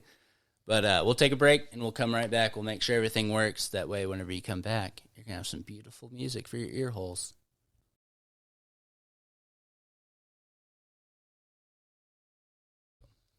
All right, so we're back. We had to get the MacBook set up because I've never had a MacBook hooked up to the Rodecaster, but I think it's going to work out pretty good. Yeah. And we were talking about just your music in general, I think, at that point. And I'm really excited to hear some of it because it's I feel like your new sound is probably way different than your old sound. And I was going to also ask you the question about when you were talking about just not being afraid of like whenever the fame or like whenever anything hits you, it's like, have you ever felt like the imposter syndrome that anybody talks about? Elaborate. So imposter syndrome, it's like you get to a certain point and you're like, this isn't even me. Like I'm not supposed to be some like celebrity of any kind. You know what I mean? Like, oh no, I don't fear that at all. Look, I'm gonna tell you, since I was 8 years old, man, I knew I was gonna be a rock star, a fucking movie star. I knew an NFL quarterback. I knew at 8 years old that I was here for a reason. I remember being there. And, people be like, oh, that's just you being conscious of yourself. When I snapped into it, I was like, man, I was going through a lot of shit, found out, when I was 8 years old, my mom had gotten remarried. We'll go back into childhood a little bit. Yeah. Guy who I thought was my dad, looked me in the face and told me that he wasn't. How the fuck did you skirt all of this in the first bit? Ah, man, I didn't skirt it, man. It's just, they got a divorce, that's what, but look, so dude got divorced, told me I wasn't his son, yada, yada, yada, and... you didn't know? Huh? You didn't know? No, I didn't. I didn't. So you're 8? Yeah, I was 8. I contemplated on it for a while, and I was like, I got told my mom didn't even know who my real dad was, stuff like that, and I contemplated on it for a long time, a long time. We're gonna say months. Mom was in on Yeah, well, she had married the guy, so she thought that was going to be a thing they were just going to do. Since she didn't know who it was, that does make sense. Actually. Yeah, and he was down to do it until he wasn't. But I mean, fuck. I'd hit one. Yeah, pretty much. I just knew at a young age, man, you know what, despite all this bullshit, I'm put here to do something great, to do something awesome. And, I've looked for that my whole life. Until I found music, I did never feel like anything I was doing was going to get to where I needed it to go. And with this, it's a constant battle, me versus me every day. Can I be the better version of myself today than I was yesterday? And just trying to build on that every day, be a little better, make choruses every day a little better, write verses a little smoother every day. It's just every day try to be the best version of yourself, and then, eventually I feel like if you're constantly besting yourself, you're going to get to an area where people notice that and people see, okay, there's the work that's been put in. There's, what you do in the dark comes to light, Yeah. How you do some things is how you do everything. Yeah, and, there's no amount of records or accolades or money that I'm trying to get. It's, at first I started this because I wanted to make money doing it. Now, it's to the point where I truly take pride in the skill. Like, do I want to become wealthy from this? Absolutely. You'd be fucking retarded to think that that's not what I want. I don't care about anybody saying I can't say that word, but I'm saying that you'd be fucking retarded to not want to get rich. But what I will say is this, is that it's become a passion instead of a hobby, and I take pride in what I put out, and I'm only going to show, a couple of choruses, and then I might, show off some of my older stuff, and I just feel that what I'm bringing once I release the music that I'm working on, currently, once I'm able to release and show everybody, hey man, I'm here, I think that it's going to make a statement. And that's, yeah. So the imposter syndrome is nothing. yeah, the imposter syndrome, I don't fear that at all. It's one of those things that when you knew already that guy. Yeah, when you knew that this was going to happen and you prepared for it, you can't really be surprised. That's interesting because I don't see myself as that guy. Yeah. But I feel like I'm more of that guy than I am not that guy. What I mean? Yeah. I'm more of a personality than I am a single person, but I'm also just a single person. You know what I mean? Yeah. Yeah, Austin is my persona. Austin is the dude, I guess. The dude. Yeah. Look at Austin, all that stuff, like all the podcasts and all that stuff. Yeah. That's Austin, man. Yeah. Yeah. Well, man, I'm going to be real with you. I think it's important to have some kind of like alter ego in a situation, real shit, you guys get Blaine a lot, and Blaine's present. But when I do my music, when I'm in that area, when I was trapping, selling, doing the shit that I, when I'm the worst version of myself in a sense, which is, I'll just say it, when my ego is in control, when my ego is in control of the car, You know, because I feel like duality is a big thing. You know, you have you have your self-conscious, which is, you know, there at all times. And there's a car that you're driving. And you've got the best version of you and you've got the ego of you. Yeah.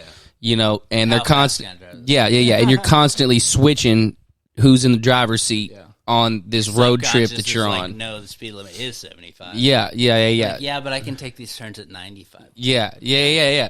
And your ego will tell you a lot of stuff and have you believe in a lot of stuff about yourself that is inflated. And, you know, that's not... If you're lucky. Yeah. And so what I do is when I go to make my music, I have to be that person. That is my alter ego. Rico Rax is an alter ego for me as much as Austin is an alter ego for you. That's the elevated persona of who you are. You know what I'm saying? And there's nothing false about it. There's nothing imposter about it. You know, it's just what you've done is you've let your alter ego out. He's now driving the car, and you know you have that different persona. You know, and it's not false. It's exactly who you are. It's your ego. You know? Yeah, what came to mind was like I'd like for Austin to take over the whole show, but I have Austin shit to do. You know what I mean? Yeah. Oh, absolutely. Well, and that's part about being, you know, God, I don't want to use the term woke, but you know, when you're aware of what roles need to be done by you're what also a fucking adult person. Yeah, absolutely. And becoming an adult allows you to know, hey man, these are certain situations that this part of me can handle, and these are certain situations that this part of me can handle. I probably shouldn't smoke weed today because I have to do this. Oh, well, I'm going to smoke weed every day, so. Well, I mean, I shouldn't have multiple drinks today. Yeah. But yeah, man, just knowing the importance of when to turn it on and off is key, you know. So. But it's interesting because, like, the Austin thing, so, like, I introduce, like, whenever I talk to people at the bar, which, you know, I talk to, like, probably, like, at least 50 to 100 people a day. Yeah. Whenever I work. Yeah. You know, so it's, like, most of them know me as Austin. That's, like, my professional name. But right. After I see you for a couple of times, I'll explain to you that my name is actually Austin. And it is, you know. Like, that's who I am. I'm Austin. I've been, like, fucking Austin's the dude. But fucking Austin is the guy that, like, whenever I first see you, is going to take care of business and get shit done. You know what I mean? Yeah. It used to be Brandon and Austin, which Brandon was my crazy alter ego, which, because Brandon is my dad's name. Yeah. Well, Brandon's my dad's name, and my dad was a vagabond, if you would call him. Define the term vagabond. Give me a rough definition of that. Transient. Well, so like somebody that likes to sleep on benches and get too drunk all the time. You know what I mean? Isn't that like a hobo? A hobo, kind of. Bum? Yeah. That's who Brandon is. Unfortunately, he was my dad. He was a little bit crazy, but yeah, that's who Brandon is on mine. So I have 3 names: Brandon, Malcolm, Austin, and then there's Austin. Which is, I mean, my mom wanted it to be Austin, but she spelled it with an O, so she kind of gave me an out to give it Austin kind of shit. Yeah. Yeah, so Austin is, like, my, like, cool, professional fucking, like, this is where my creative shit comes from. Right. Because Austin is, like, what I was supposed to be called. Brandon, I was named after my dad, and then Malcolm, I was named after my grandpa, who was, like, a full-blown, like, businessman. Yeah. Very shrewd. So it runs in the blood. Yeah. Yeah. But so Austin is my iteration of it, and I hope that that's what gets carried forward instead of Brandon or Austin or Malcolm or anything like that. Austin's the dude. Yeah, that's who I am, and I like it.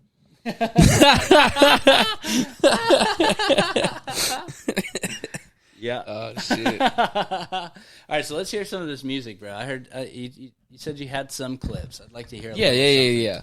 Now, keep in mind, you know, these aren't all finished. A lot of these are just choruses, but I feel like I'll put my best foot forward, show some of the ones that I've been working on, some of the ones that I like. Are we starting with finished, like your old stuff, or are we going with new stuff right now? Well, I've got some of the new stuff pulled up right now, and then, you know, after I get, I can show you a few of these, and then I can pull up some of my old stuff on YouTube, stuff like that. That's what's up, yeah. Right on. Some stuff that they can check out. You guys want me to cut straight? Should I cut straight to the chorus, or should I play the beats out? Let's hit the beats. Fuck it. Yeah, fuck it. We can talk in between. Yeah.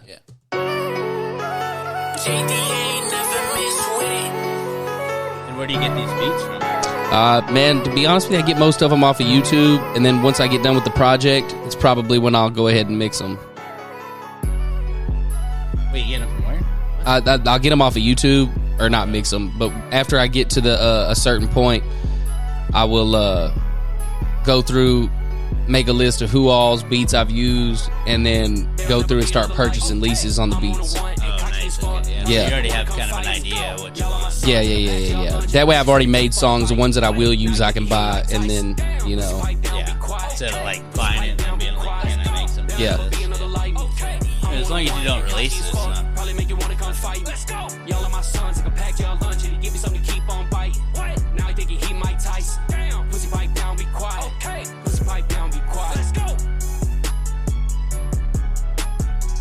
So that's basically the first chorus. Oh, so another question I was going to ask What's you up? was, so I know, like, and it's like I've just never been I've never seen you as a person that's been afraid of any kind of a fight, you know what I mean? And Yeah. I know that you told me at some point that you did some kind of training.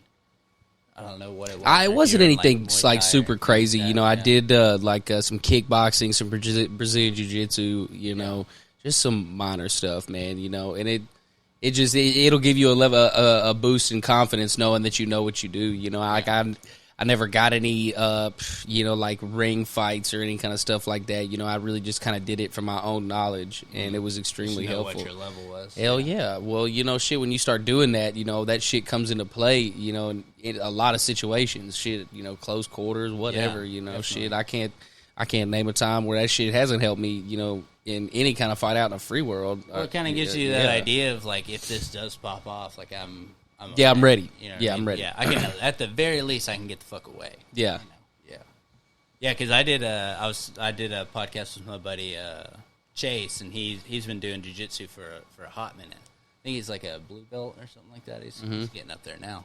But I was telling him about I did one podcast with him, and then I went to his gym to like do jiu-jitsu, and I fucking went in there, and these dudes wanted to just get crazy on me, bro.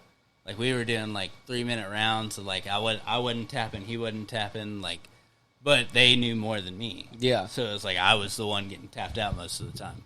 And then I rolled with him that night that we were kind of hanging out, and he was like, yeah, I mean, and whenever I went to it, they were like, yeah, it seemed like you don't seem like somebody that has no training, because I had a little bit whenever I was little, Yeah. you know. But I feel like there's a lot of it that's just kind of like the fight and the dog kind of, like the dog in the fight, not the fight and the dog kind of Yeah. deal. Yeah. Well, you know, shit, man. I mean, just knowing a few things can help you out in a whole lot of situations. You know, like shit, breathing is a big part of it. Yeah. I mean, you know, people If get you get tired, you're fucked. Oh yeah, if you get tired, you're fucked. What?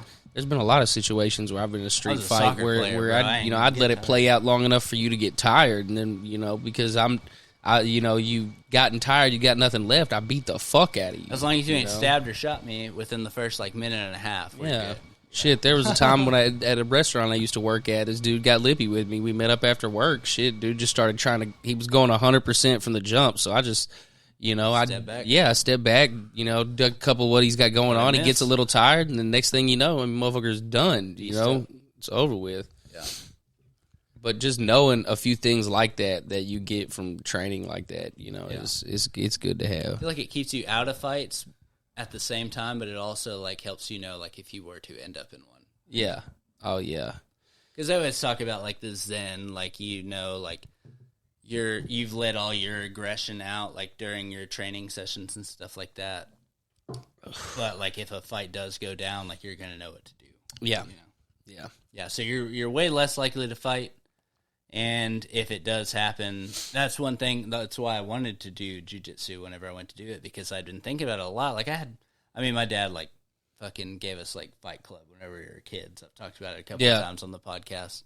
But like he knew some stuff, so he taught us some stuff, kind of shit. I never went to classes or anything like that, but I know what my dad knew, kind of shit. Yeah. And so it was like I'm not afraid to fight anybody, but also I only know how to go full out. Yeah. So it's like if I knew more, I would know how not to fuck you up and end the situation. Yeah. You know? Like having a measure of control to be like, I don't have to break this dude's nose to make him stop. Like I can just like pacify him and let him go kind of deal. That's a big one for me. I feel like I've talked about it a bunch on the podcast. That's something that I want to learn, and it hasn't been tested lately. And I hope it doesn't, because I don't like seeing that side of me. I don't like anybody seeing that side of me. Yeah. Like, whenever it comes down to it, we throw hands, like, I turn into a different person, and I'd rather have some measure of control. Right. You know? So that's why I've done the that's what I'm saying. Those kind of things will give you more control. I mean, there's never a situation where I'm in one of those predicaments and I'm manic, heart racing, thinking, no, it's calm. I just breathe. I if I've got to, hit this dude and, I got to worry about this guy, I'm just cool with it, because I'm like, man, because if I get out of control, then, I don't stand a chance. But if I'm locked in, this can go my way. Well, something I've always thought of is, like, I feel like if you have, like, a moral bearing about yourself, you have a better chance, kind of deal. I mean, the good guys don't always win in life. That's a fucking for real thing. But I feel like if you have a measure of control about yourself, you're a better person. Oh, hell no. I've seen dudes with no control walk in and smash dudes out, smash them clean out. Well, you just got out of prison, motherfucker. But what I will say is look, man, some training helps. Luck don't help. Luck don't hurt. But, man, just knowing that you're ready in case a situation like that happens. Because the worst thing that you want to do is be in a situation and be like, oh, shit, I don't know what the fuck to do. I don't know what's happening. There were guys in there that had never been in a fight in their life. They're in prison. They're like, all right, heart check. You fight him. And then, they got to fight him. You got to. It's part of it's the law of the land. Did you have to? I never had to. Really? Yeah, go at Wrightsville, soft unit, bro. Went there, was there to program. Nobody said nothing to me. I mean, nobody gave me any real problems. I didn't make any real friends, but I didn't make any enemies. You know what I'm saying? I stayed to myself. I feel read like books. That's how I was. So I went to jail for fucking 7 days. I mean, I'm gonna be real with you. It really depends going on into prison. I feel like it's a different story. Does it depend on your sentence at all? A lot of times if you got a sex charge, they're gonna want to they're gonna fuck with you tough. Yeah, but I mean, drug charges, shit like that, people, I mean, it ain't nothing. You know what I'm saying? Like I said, typically everybody's gonna go in there. You're gonna get your heart checked. You're gonna fight. I didn't have to do any of that. When I went to Malvern, when I got when I got moved to a different unit, shit. I walk in the room, one of the dudes was talking about it, and then out of nowhere, I know this sounds crazy, like my childhood best friend who got sentenced to 41 years, happened to be in the room, and, he's already, got him a little station going on over there, kind of running his own little group. Cool or what? Oh, yeah, he came in, he's like, oh, no, he's like, we're not doing this. He's like, dude's with me. He's like, he's riding with me, everything's straight. They were already bowed up on you or what? No. I mean, it's not a situation like that. Like when you, quick, like yeah. So, I mean, when I was in prison, people really didn't know where I was at as far as like ethnicity is a big issue. Are you white or are you Hispanic? Well, and bro, I don't even know what you are. Honestly. Yeah. Well, I'm technically half white, half Hispanic. Yeah. But I mean, it really doesn't matter. I mean, I claim I'm white. I could have gave you like a quarter black. I mean, I don't know why people say that. I get that sometimes. I feel like you got a lot of the dark from the Hispanic side. Maybe. Yeah. I feel like maybe your skin's not even that dark. No, I mean, dude, you got to think. I just got out of prison and I haven't gone out at all since I've been out. Yeah, so, right. I don't see the sun very get much. some sunlight, bro. I was thinking about going to get a hike or something tomorrow. You want to go? Hike? Yeah, I might be down for that. You want to do Pinnacle or something? Yeah, what? If it's not fucking raining like this, bro. I really wanted to go to Petty Jean, but that's on the other side of Conway. Oh yeah, that's way away. Yeah, that's like an hour and a half from here. But cool, man. Prison's crazy. It's crazy, bro. People do outlandish stuff, But like I said, I never had to make any. The only fight I got in the whole 2 years I was down is I was actually in county. And it's always in county. Yeah. Well, funny story. Like I was running a store. And a store, is somebody who, like, let's say you got some money on you, right? So you'll go through and you'll buy up a bunch of snacks in excess, like $100 worth, and you'll sell them. You got it on your commissary? Yeah. So I'd have a big-ass bag of commissary, and, people get, come get a honey bun, but got to give me two back. Where are you getting the money from? Are you getting it from your work something? People putting the money on your books. Yeah, so people put the money on my books, and I had... and you were hustling to make extra money. Yeah, so I'd spend the money on snacks, and then I'd sell them, for 2 for 1. Like you get a honey bun, you give me 2 back type shit. So, I was running a store. So, eventually I got up, and I had a pretty big bag. I mean, this was, $500-600 bag for a little bit. I mean, it was a big bag. Literally of snacks. Yeah, just straight snacks, honey buns, bear claws. Are they expensive in prison? Oh yeah, I mean in county jail, prison a little bit more expensive. In county jail, expensive. Bags of chips, everything, candy bars, you name it. Commissary there? Yeah. So expensive. Way more expensive than out in the free world. Like a bag of chips, like $5? No, not like that. Like we're talking like the little bitty bags that come in the fun size things. Those are probably like $1.50, $2. Yeah, that's pretty. Yeah, it's pretty wild. But anyway, I was selling snacks. Well, I stay to myself. I'm writing my raps. I'm doing my thing. I'm working on me. Well, this dude comes up to me that I used to know. Yeah, bro, just, get my money how I got to get it, by any motherfucking means. Trapping. Yeah, so I'm chilling, and this guy, who, I ain't going to put nobody's name on it, but this guy comes up to me and says, hey, I'm taking this bag of food right here. And I know dude. I've known dude for my whole life. We went to the same high school, all kinds of shit. Oh, because you're like local. Yeah. He's a local. So like this dude, was he in there longer than you? Or? No. He had just gotten in there maybe like a month ago, a couple weeks. Didn't know that you were the bag man. Well, I don't know what the fuck he thought. Well, he thought wrong. I'll tell you that. Yeah, he thought wrong. Whatever it was, he thought wrong for sure. But no, so dude, look, the dude comes up to me, and this bitch made ass fuck boy comes up to me and says, "Okay, hey, I'm taking this bag." So I'm on the top rack. I got all my food on the bottom rack, and I'm sitting there and I'm writing rhymes on this notepad. And he's like, "Hey, I'm taking all this," and I'm just like, this dude's like 6'3", 230 pounds. He's a little hefty guy. A white dude. Got a little prison weight on him. I mean, not even. He's just kind of a bigger individual. Yeah. So I'm sitting there and I'm just like, man, come on, bro. Like, and I know dude's weak. I know dude's real deal pussy. I know dude is pussy. Yeah. So I'm just like, man, come on, bro. You don't really want to do that, bro. Quit playing, man. What's up? How can I help you? He's like, no, I'm for real taking this. I'm like, man, who gassed your nuts up, bro? You're trying to play the fun card. Yeah. No, because I'm not. Here's the thing. I'm not playing a card. I'm not. I do not think dude. You're like, dude. What, yeah, no, I'm in the back of my mind. This dude is not a threat to me. So I'm thinking, man, who gassed you up, bro? Who sent you over here? And so he's just getting madder. I'm like, man, who gassed you up, bro? And he's like, no, bro, I'm really taking this. I'm like, man, what? Come on, get off the gas. Is you for real taking him? Look at it. He goes, hey, you remember when you tried to fuck my wife? And I was like, the fuck you talking about, bro? From when we were like 17, when I was talking to your girl before you were. And he was like, well, I'm taking this bag. I'm taking this commissary because of it. He snatches 2 of my bags, and starts walking down the aisle. Yeah. And it took me a second because I was just like, you're trying to figure out what the fuck you're saying. I'm sitting here like, what? No, because what had happened was, the story behind it is I was fucking with dude's girl. Or I was fucking with this girl. I broke her little heart, boo-hoo. And in the midst of that, she still wanted to be with me. Well, this bitch-ass dude slid into her DMs, said a bunch of hateful-ass shit about me, and scooped her up. And then, fast forward, he's done married the chick, has 2 or 3 kids with her, da-da-da. Anyway, now she's divorcing him because he's a fucking loser. But she happened to mention your name at some point. Well, he knew about it because that's what I'm saying. She told him, but this was before me and him met. But he said this, and I'm just like, man, are you ridiculous? What are you talking about, dude? And anyway, that was the whole point of it. Anyway, so I get down, right, and dude drops the bags off. Somebody comes and grabs them and takes them off to the back of, I guess we could call it the white barracks. It's really where all the white country people were at.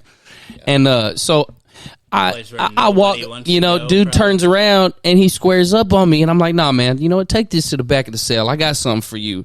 So I walk over there, and dude, he squares up. I square up. He throws one punch. I slip. Bop, bop, bop, bop. I start piecing him up. Did that a couple of times. I mean, dude didn't even land a punch on me, man. So I smash him out. And then me and all my, homeboys that I know from, like the rap scene and shit in Conway, we all was mob over there like 30, 40 deep. Yeah. Go over here, get my shit back, talk shit to everybody.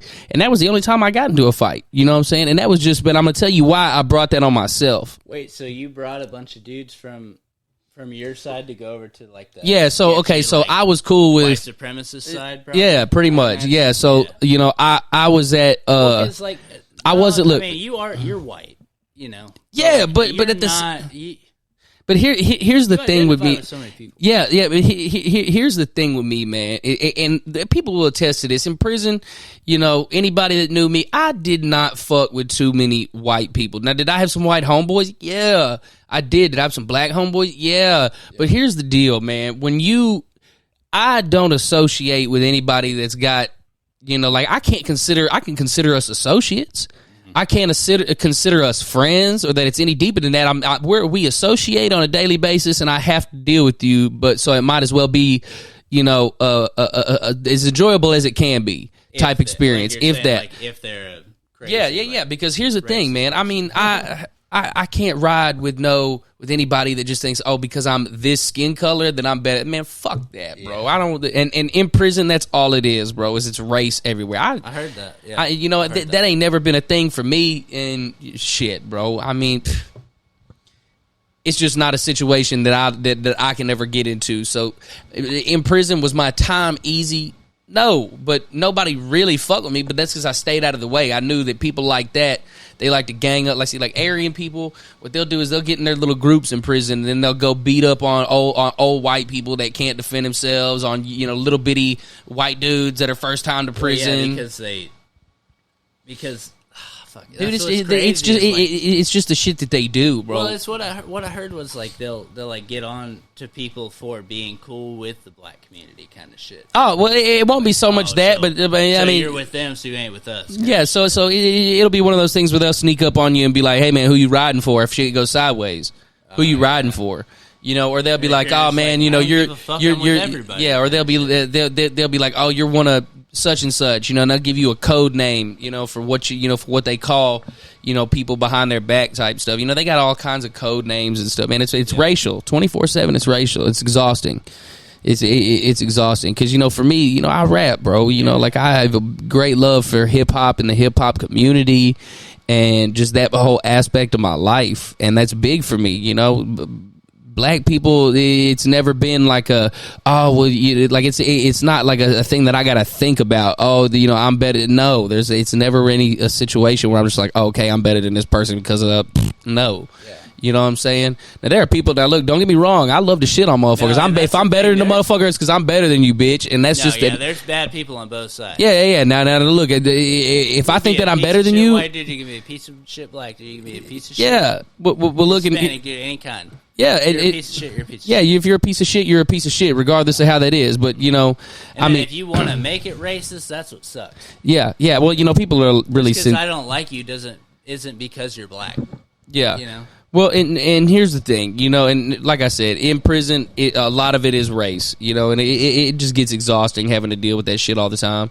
But when you are a white guy that does stuff the way that I do, like I'm only I spend a lot of my time with the black guys that made music, or I spend a lot of time shit really just by myself, not doing shit, not getting into the mix, watching TV, stuff like that. Yeah, just trying to pass time, going to your fucking work. Yeah, study or whatever, because I mean, look, you can get when you get caught in the mix, when you start doing shit that you are not supposed to do. It's only a matter of time, man. People get caught up in there just trying to pass the time doing whatever because they're just like, oh man, I'm already in prison. What do I got to lose? That mentality is how you never get out. That's damn right. Yeah, that mentality is how you never get out. Yeah. And I mean, and I had, I got look at it as I can fast track this and get the fuck out of here, right? Or right. I could just be okay with this because I mean, this is what I'm in. Swear to God, that's where the institutionalized comes from, probably. Oh shit, and I'd be the first to tell you, I feel like I'm institutionalized. There's shit that I still can't let go from prison. Yeah, I feel like I'd be really bad, dude, if I got put into fucking. That's what scares the fuck out of me, dude. Like, if I ever got locked up, man. Sucks. Like even just those 7 days I was in, I was like, I'm already like figuring this out. Like y'all are gonna fucking leave me alone, kind of shit, and I'm gonna do my thing. And then it was like, if this just continued, I felt like I was cool. Then you get out into the real world, and you're like, these motherfuckers are crazy, bro. Yeah, it's weirder in the real world almost, isn't it? Man. Well, and I say that from a guy that has never been to prison, never like I've done a couple of days in jail. No, man, I'm going to tell you, I feel like it is simpler in there. Way simpler. Life is so simple. Okay. But at the same time, I mean, God, I'd much rather be out here. Jesus Christ, don't get it wrong. Yeah. But I mean, people are crazy. You got to think that life just doesn't stop for these people when they're in there. Like they're in there living whole lives, working a job. They're gonna keep you alive till you're 80. Yeah. They're doing, they're living whole lives doing whatever. Yeah, what? You got full insurance, bro. Yeah, and taxpayer dollar. Think about it. A lot of guys don't even want to leave after they've done so much time in there because they're getting fed by themselves. They're doing all this. Then you get out and, look, for the first couple weeks, I mean, I'm not going to lie. I was sitting here looking, I'm like, man, make my own food. What? I think I'll just order. I just want something brought to me. And so, like, I had to snap out of that, because I started putting on a little weight. So I was like, Imagine those people that are like 20 years in.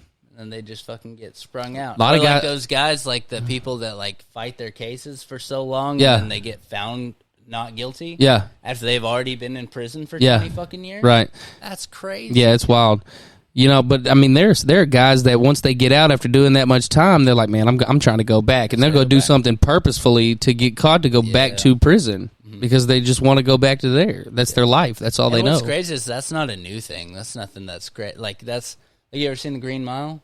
Yeah. Yeah, that's part of that plot. Like it's like fucking the old dude, the guy that hung himself, dude. He was like, I just want to go back and see my people, man. Like he'd been in there for 50 or so years. And there's no telling if they were trumped up charges, some crazy shit. Yeah. You know what I mean? And there are tons of those out there.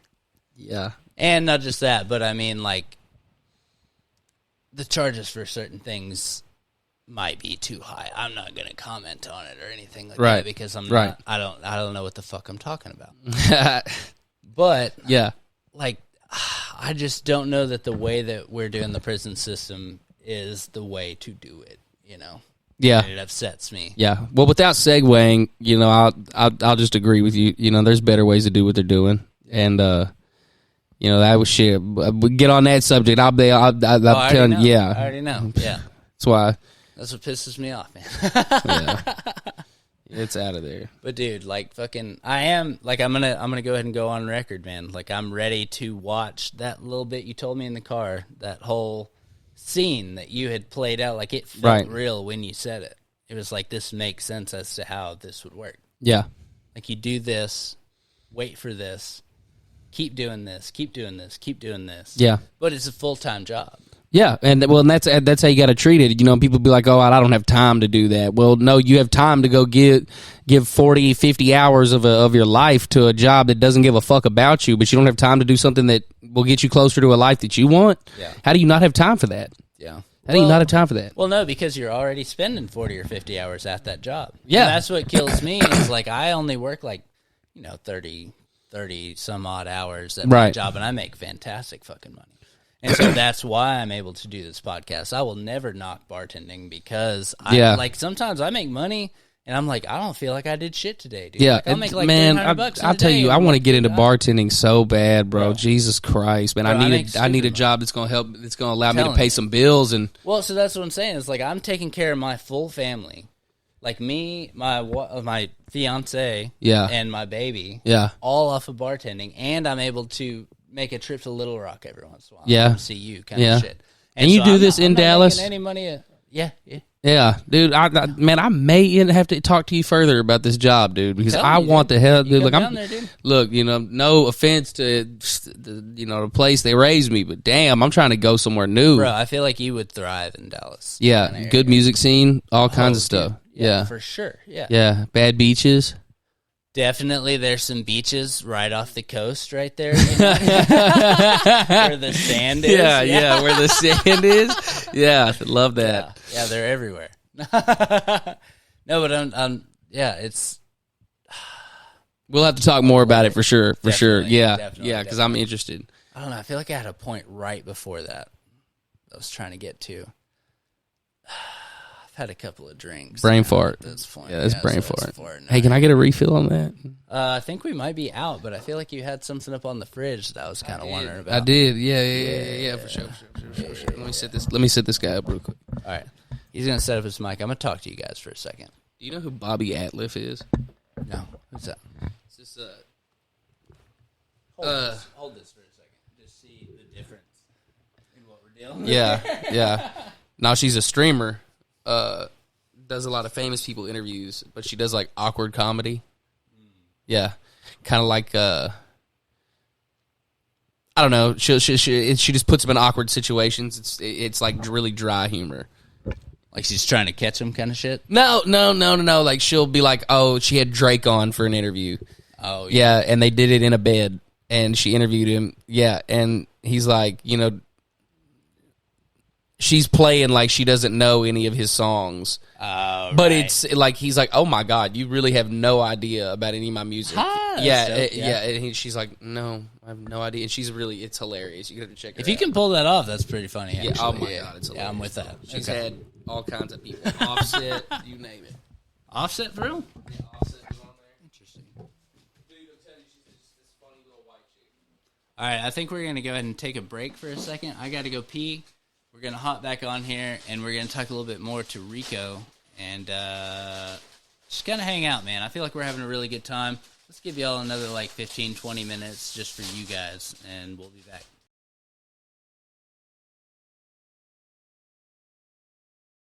All right, and we're back. We're back with Mr. Rico Raps. Blaine Fuentes, if you will. So, on a different note, let's play some music that you got coming up, bro, because you were you said you had some tracks. Yeah. See what's going on. Here, I'll play that one again, and then I'll move on to something else. Well, no, because I want to hear this, and I want to give you a little bit of feedback, and hang out, and we're about to just listen to some music with our boy Rico Rax. Actually, for a second. Yeah. All right, I'm gonna play it out from the jump, and I'm if gonna. You've made it this far into the podcast, then you're one of my best friends. Yeah. And you're dope as fuck. So we'll let it play out. Like I said, these are just some choruses that I've been working on. I'm working on the verses for them now. So,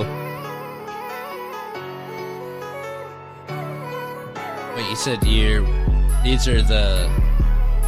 working on the choruses? No, I'm working on the verses now. My bad. Yeah, these are just the choruses for the songs. So the chorus is like the recurring. Yeah, it's the sound. hook. So here it is. There'll never be another like me. Okay. I'm on a one and cocky as fuck. Probably make you wanna come fight me. Let's go. Y'all are my sons. I can pack to y'all lunch and to give you something to keep on biting. What? Now you think he Mike Tyson. Damn. Pussy pipe down, be quiet. Okay. Pussy pipe down, be quiet. Let's go. There'll never be another like me. Okay. I'm on a one and cocky as fuck. Probably make you wanna come fight me. Let's go. Y'all are my sons. I can pack to y'all lunch and to give you something to keep on biting. What? Now you think he Mike Tyson. Damn. Pussy pipe down, be quiet. Okay. Pussy pipe down, be quiet. Let's go.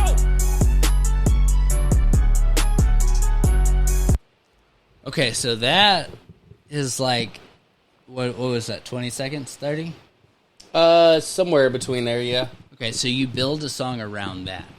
Yeah, so the hook is going to be your most creative, it's going to be the catchiest part of your song. It's going to be, typically about 8 bars of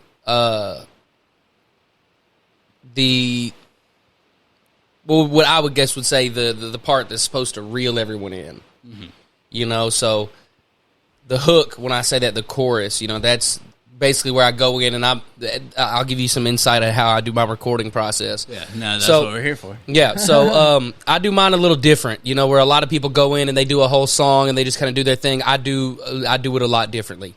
So what I will do to save time, energy, and cut wasted time out, is I will go through and I will make nothing but choruses. So choruses, spit some hard lines. Yeah, so quick. Choruses, 8 bars, catchy, boom, boom, boom. Now, are all of them winners? No. But I go through and I do the chorus, and then I move on. Do a chorus, move on. Do a chorus, move on. Do a chorus, move on. So I can look back and find the best choruses out of the ones that I've just done. And after I have those choruses, those best choruses, the chorus is the most important part of the song. Yeah. That's the part that everybody's going to remember. Yeah. And that's so if you've got, so if you go through and you're doing nothing but choruses, that's going to be the strength of your game. Okay. And if the strength of your game is the most important part, that become pretty dangerous in what you're doing. So I go through and I just do choruses.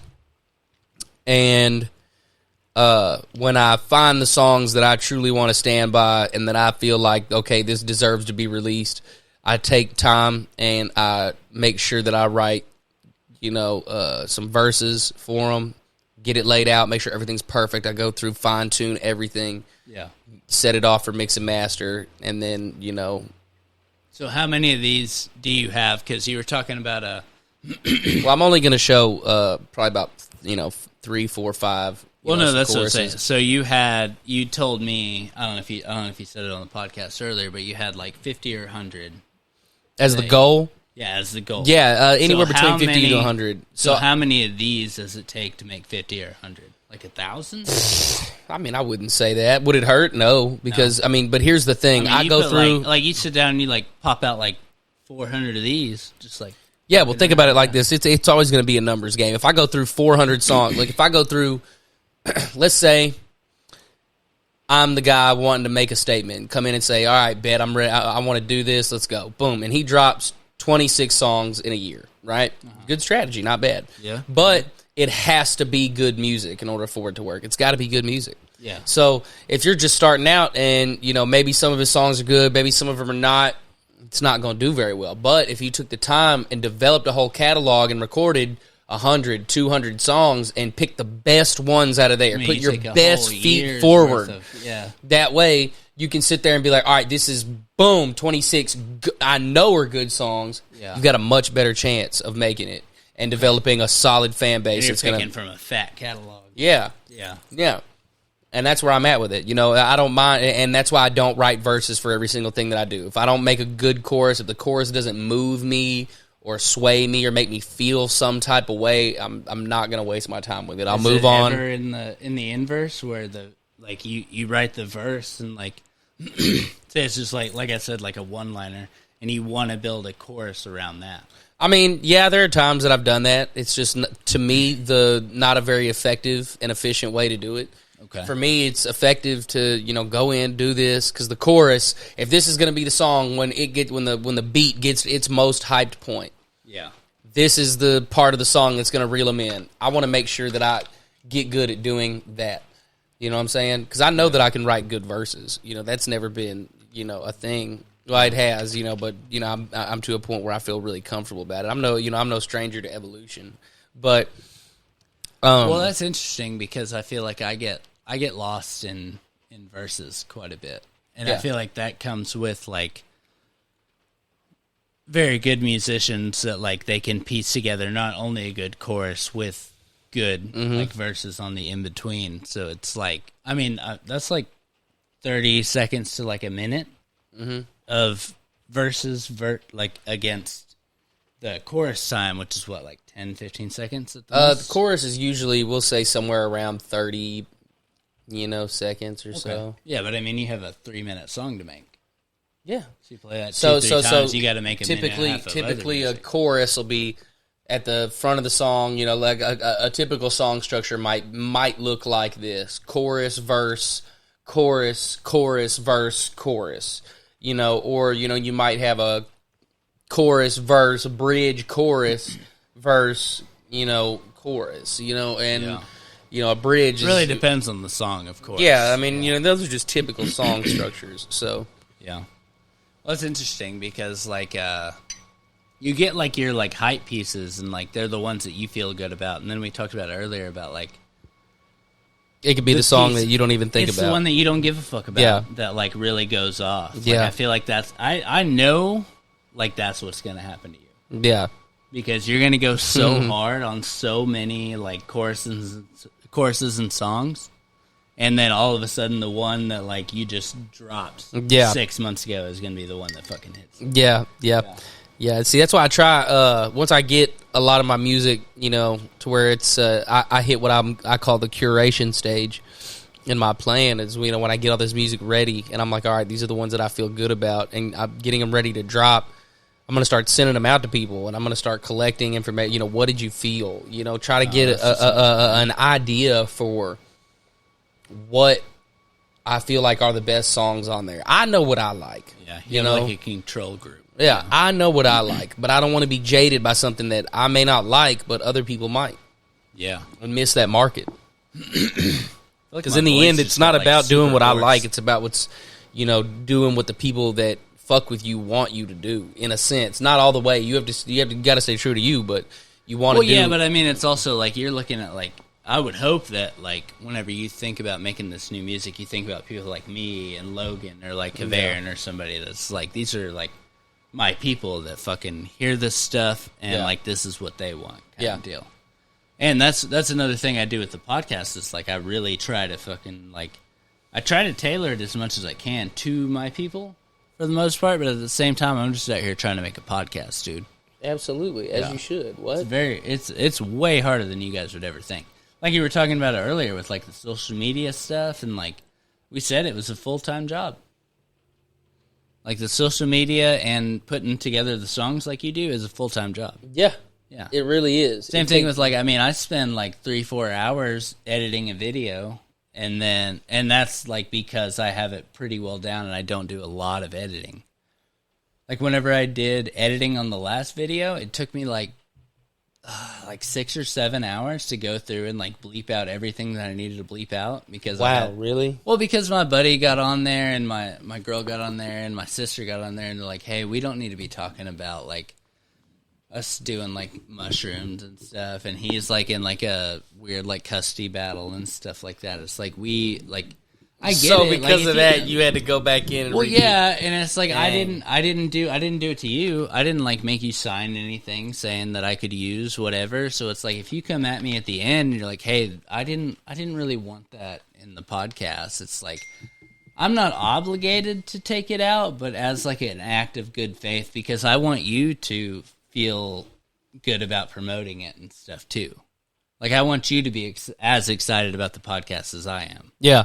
I don't want you to get on here and, like, be upset about something you said and be like, hey, we should probably take that out. And then it takes me, Man, fuck that. There better not be one. There better not be one bleep in this whole podcast. I swear for real. There better not be a fucking bleep, dude. Well, you know what's crazy? If I hear one bleep, I'm boycotting this episode. What's crazy about this podcast is, like, I thought there were going to be a lot more cuss words.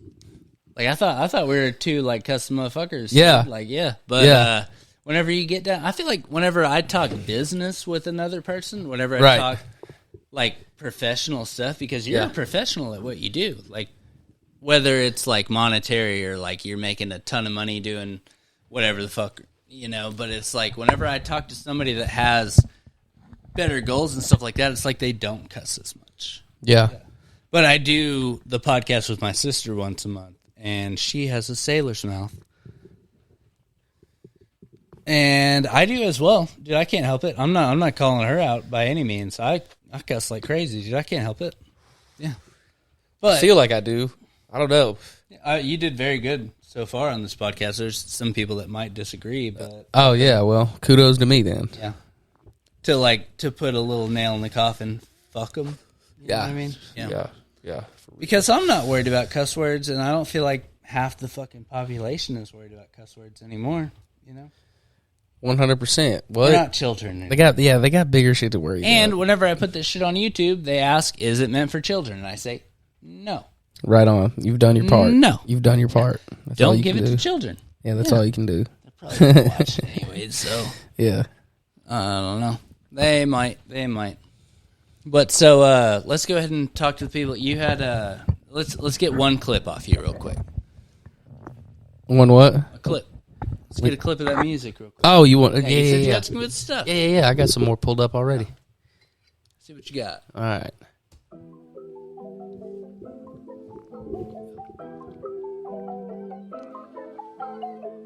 Cadence. Are you still using the same people for your beats? All this money on my body, let it fall off. Wet designer diamonds, all of your shit be knocked off. Swinging for the fences like this shit was top golf. See me up, but now they praying on my downfall. CEO, I'm making out just like a bandit. Money in my blood, I slit the wrist, no bandage. Guap be busting out my pockets, how I planned it. Just how I planned it. Rich, no antics.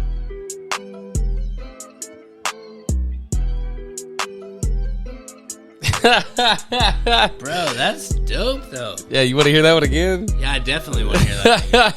That's one of Dude, my I favorites. honestly, what's crazy is like I've heard like I have a couple of buddies that are DJs, and I have a couple of buddies like you and like one or two of my other friends are rappers. Yeah. And fucking it's so weird whenever you hear the voice that you've been hearing for years produced. Yeah. And it's so weird. Like, whenever I listen back to the podcast, like, I mean, it's different for me, but it's like, I'm still just talking, like, as myself. Yeah. But, like, y'all do, like, a whole different thing. Yeah. Well, it just kind of goes in with, how you deliver a lot of your stuff, like I use a little bit of auto-tune in some of my stuff, and it makes me sound a little different, but it's just, the way that I deliver my words is not the way that I talk. So my vocals right now don't sound, the thing about, the one thing that I've always noticed about, especially whenever it comes to rap music, is where the emphasis goes. Yeah.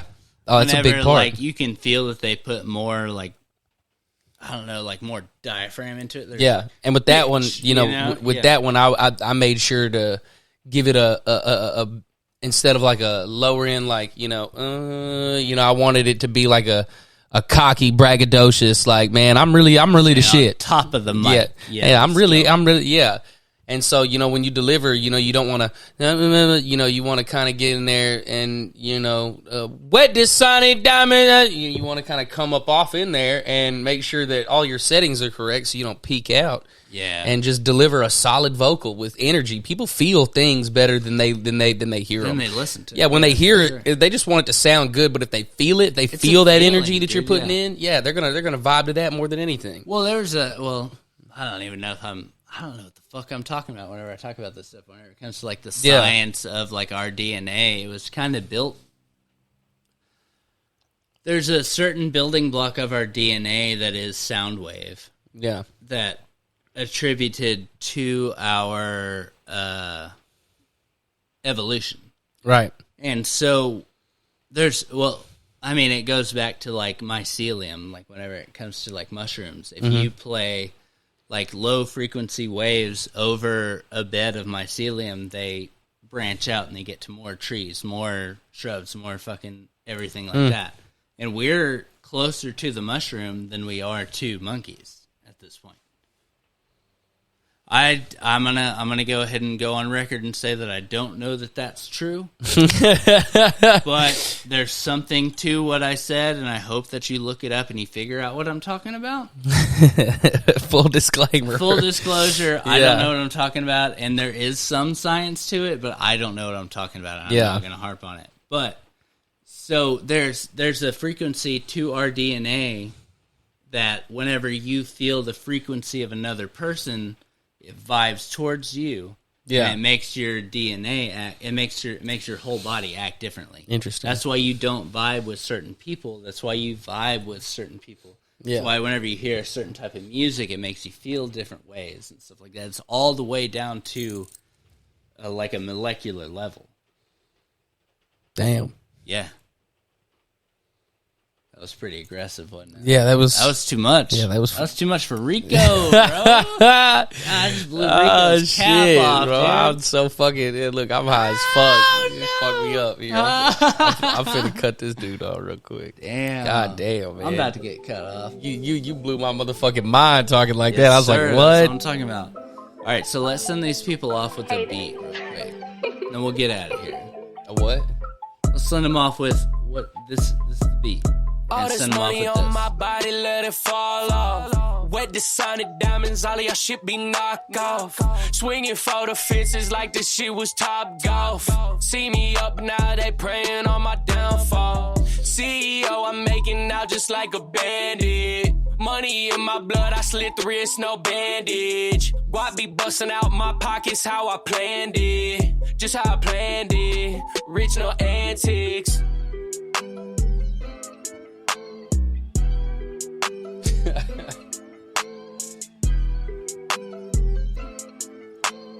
Damn, I was hoping for like a whole nother, like I know. Like I said, verse. it's just the chorus. Oh man, yeah. Just hit the chorus and he leave us hanging. Bro. Yeah. Oh man. But it draws you in. You know what I'm saying? That's what I'm saying. That. Can we hit that one more time so me and the people can get like another? You want this one or you want another one? I want that one more time, then we'll do another one. All right. Because I want to hear that one more time because I expected more songs. Yeah. You know. I feel like I need to appreciate it for what it was first.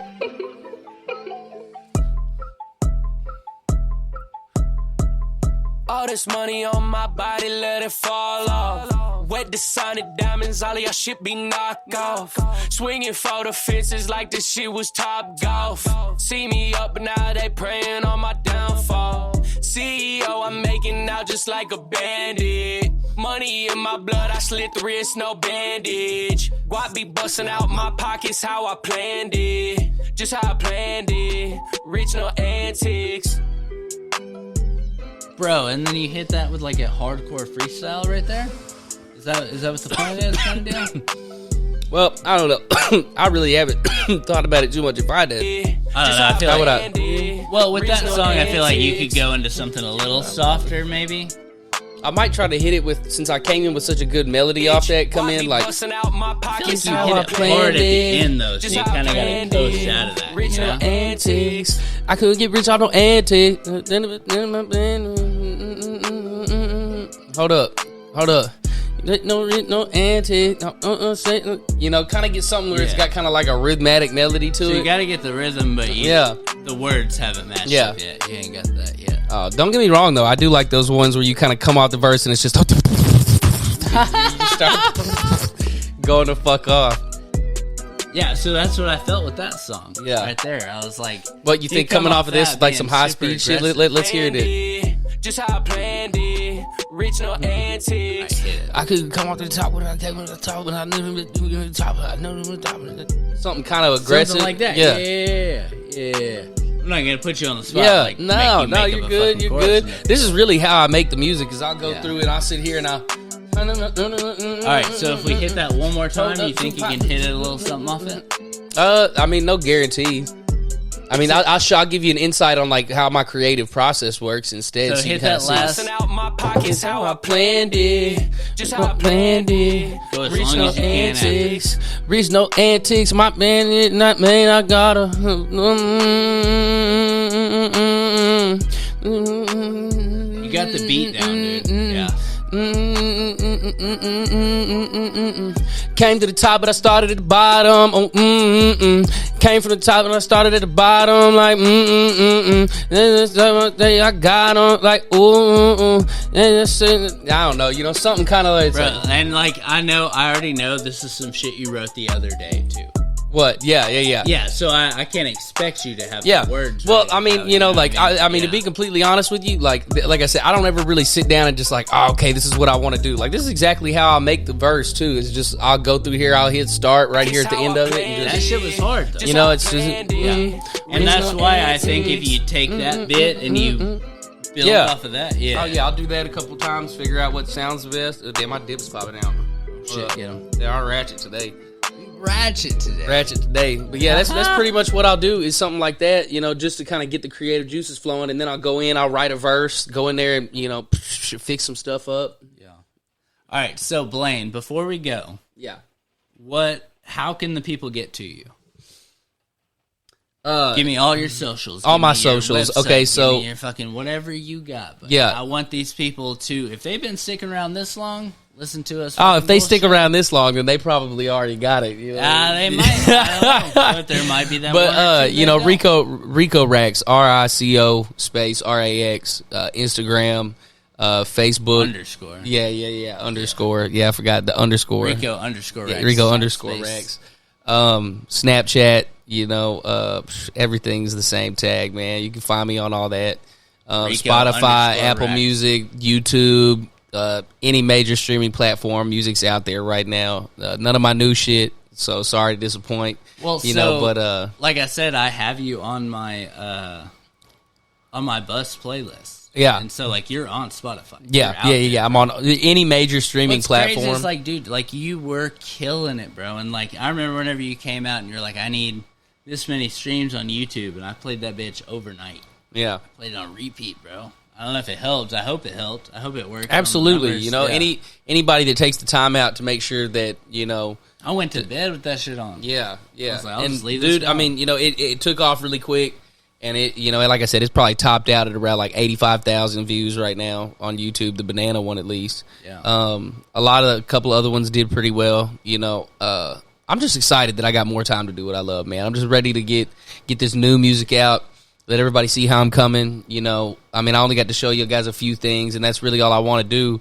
But I just want people to know, man, here the Future's got good things coming. The music's well, good. And that's the thing. It doesn't take a lot to support a creator. Yeah. So, like, how long do they have to listen to your video before it counts as a view? I think it's like 30 seconds. Mine's 30 seconds. Yeah, and then So you go in, you listen to 30 seconds of Rico's shit. I promise you'll probably be hooked at that point, but if you aren't, turn it off. Shit, well, and 40 seconds, fuck it. Here's my thing, and I'd much rather have a fan than I would a stream. You know what I'm saying? Like I want somebody that's gonna fuck with me. Yeah. Off and on. So I mean, if you fuck with it, cool. You know what I'm saying? But if you don't, cool. But if you do, Rather man, you know what I'm saying? metrics. What do I reach out to me? Let me know what I got to do to earn you as a fan.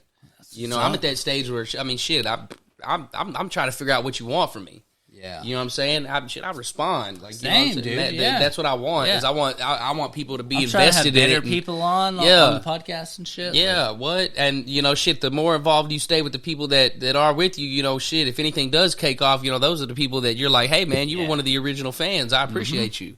Bro, and that's what I want more than anything is a fan. And so, whenever I talk about the podcast, we're talking about, probably, 50, 100 views, for, my fan base. Mm-hmm. These are my people. And so it's if having you on here fucking spikes that's fucking dope. Yeah. I'm planning on having some cool people on this month, and that's gonna fucking hopefully spike my shit. But at the same time, I'm gonna keep doing this podcast because not only that, but I got to know a friend of mine, Yeah. Dude, we would have never sat down like this. Probably not. No, probably not. No, we would have sat down at a bar for 3 hours, and you'd been talking about bullshit. We'd have been bullshitting, bro. Yeah.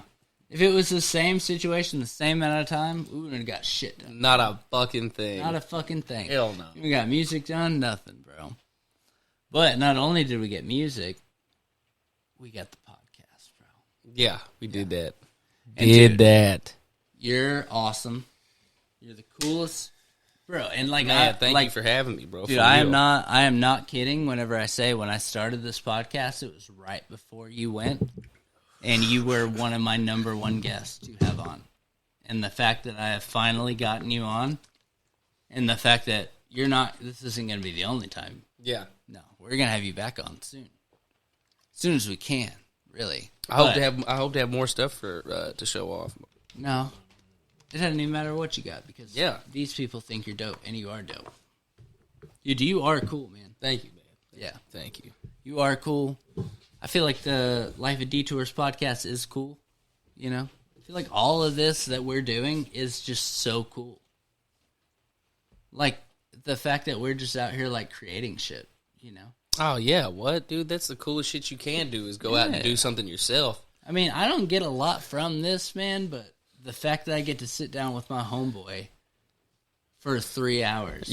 And just bullshit and do this stuff, man. It's the best. Yeah. I mean, and that's what's going to keep pushing you to keep doing more is, you keep seeing, you keep doing it regardless of what's going on. That's where the love of the shit comes in. I mean, if you're doing it and you're happy, shit, you know what I'm saying? It is what it is. Yeah.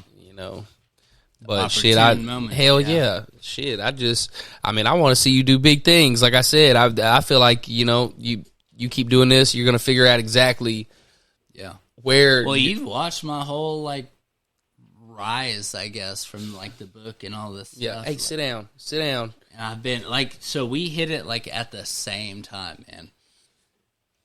I feel like I put out the book probably right before you did Rico Rax. Right. And dude, the thing is Rico Rax is a name. That's huge. That's not Blaine Fuentes. That's Rico Rax.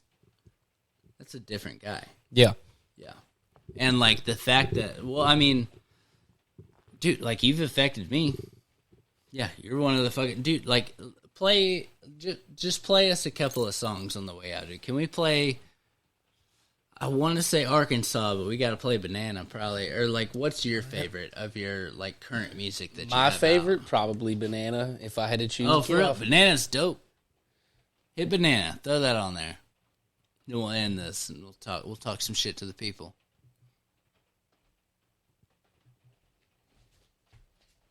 I think that's your best song, probably. But Arkansas is I think that's your coolest song, But also because I'm from Arkansas. That's some shit they would play at the fucking, like while the Hogs are practicing or something. Oh, hold up 1 second. Yeah, are we on the... Yeah, I just got to change something real quick. Change your settings, bro. Get your shit together. Mozzarella! Oh, no, not man? mozzarella. I mean... Fuck! I mean, come on, man. Fuck!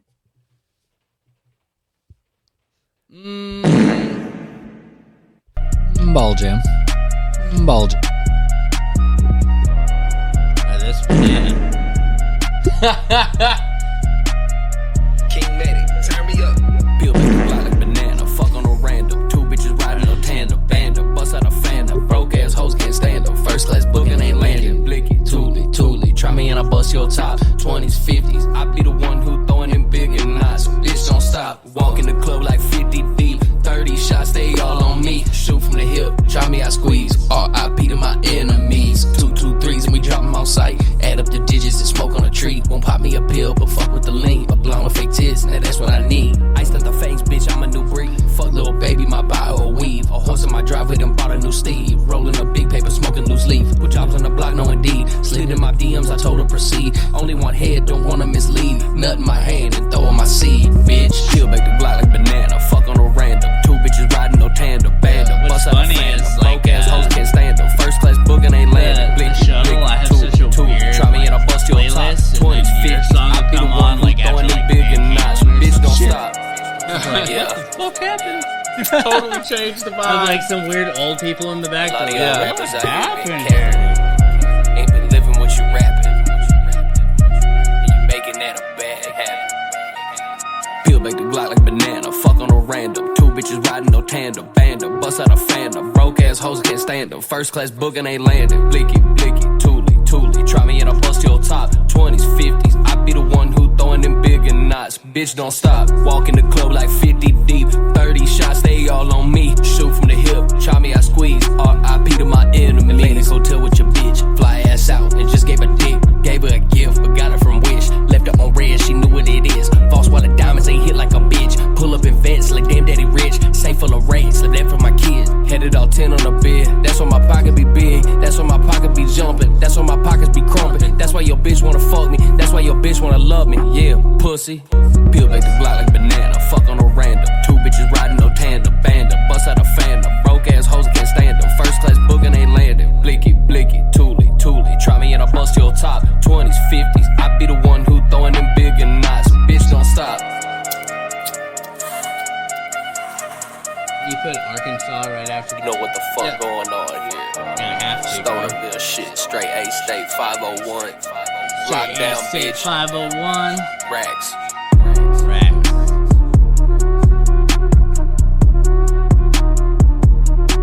Can I ask what was your motivation behind that song? So that song seems like Want to know how I took my business to the next level? It's simple. It's Shopify. fuck you and your ad. Yeah. Shop. But so on that song Banana, it seems like you had some like something pent up, unfortunately. Man, I don't know. Like I had just I'm sorry, I was rapping the lyrics. Oh, okay. Riding on tandem band. Yeah. Man, I was just to be honest, I was drunk off my ass when I made it. Yeah. I left the club at like 2-3 o'clock in the morning, and I was just drunk, smoking, high as fuck. My dumb ass is driving all the way from Little Rock back to Conway, and I hit my homeboy up, and I'm like, man, let me come through, bro. I was like, man, I want to go to fuck off. I got some shit that I already got ready. You know, I just need you to load up the beat and record me. And you know, after I hit the chorus, we punched out, and he looked at me and he was like, dude, that shit was dope. Hard. Yeah, that shit was dope. And I was like, wait, what's the chorus on that? Is that the peel back the Glock like banana, fuck on the ring, yeah. two bitches riding No on tan, the bandit, bust down a fan, broke ass hoes can't stand them. First class booking ain't landing. Blicky, Toolie, try me and I bust your top 20s, 50s. I get the, yeah. Bro, that shit is so catchy. Yeah. And you know, yeah. When I just did that, and then I went off and did the verses, man, everything came together. We took our time with it. You know, we made sure everything was in there was good. It was sounding straight. And that's the story behind it, bro. You know, I mean, it ain't crazy. It wasn't really about nothing. It was really one of those songs where I was I wanted to just hop in and body some shit. And, you know, I went and did that. Now, this Arkansas song, you know, somebody wanted me to do like a country type trap version for an Arkansas game. And a few people liked it, and so they were like, "Man, you should really." It's very dope. Yeah, actually, I like this song. This might be one of my favorites.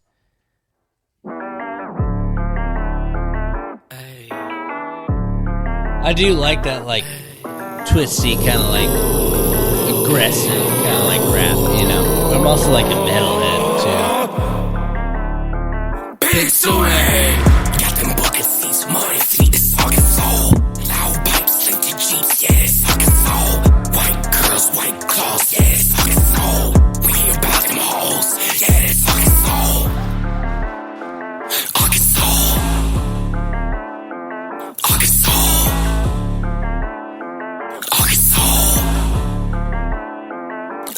So what was it like making this music video? Because this had some production behind it. I keep it tucked. City bounce my lifted truck. Call the hogs, we acting up. Fucking straight. My homeboy who was with me really helped me out a whole lot. Got a whole bunch of people involved. Got a lot of people at the actual event that I was at involved. So, you know, what was it? Like a fucking like a cattle roping or what? Nah, it was like a Mud Days event. Oh, okay. Yeah, people come out and just get turned for. Because in this video, it's just like people covered in mud. Dude. Yeah. Oh, it looks like a pig slop. Yeah, we were out there getting turned. Yeah. Promise you that. Yeah, it was lit. That's some Arkansas shit. Pig suey, brother. Girls, white claws, yeah, it's Arkansas. We about them hoes, yeah, that's Arkansas. Arkansas. Arkansas. Arkansas. Arkansas. All this mud in my ride, might just catch a DUI. We stay lit up in the A, it ain't no game, it ain't no People lies. in Arkansas catch DUI. Never been this high. In case they plot to They take do my that. life. Cock it back and let it fly. Keep that thing right by my side. Boy, that's try to send in homicide. Scope on mine, snipe you from my ride. Drop you from my truck. Country boy, rich as fuck. That how Ace they pulling up. How we pulling up.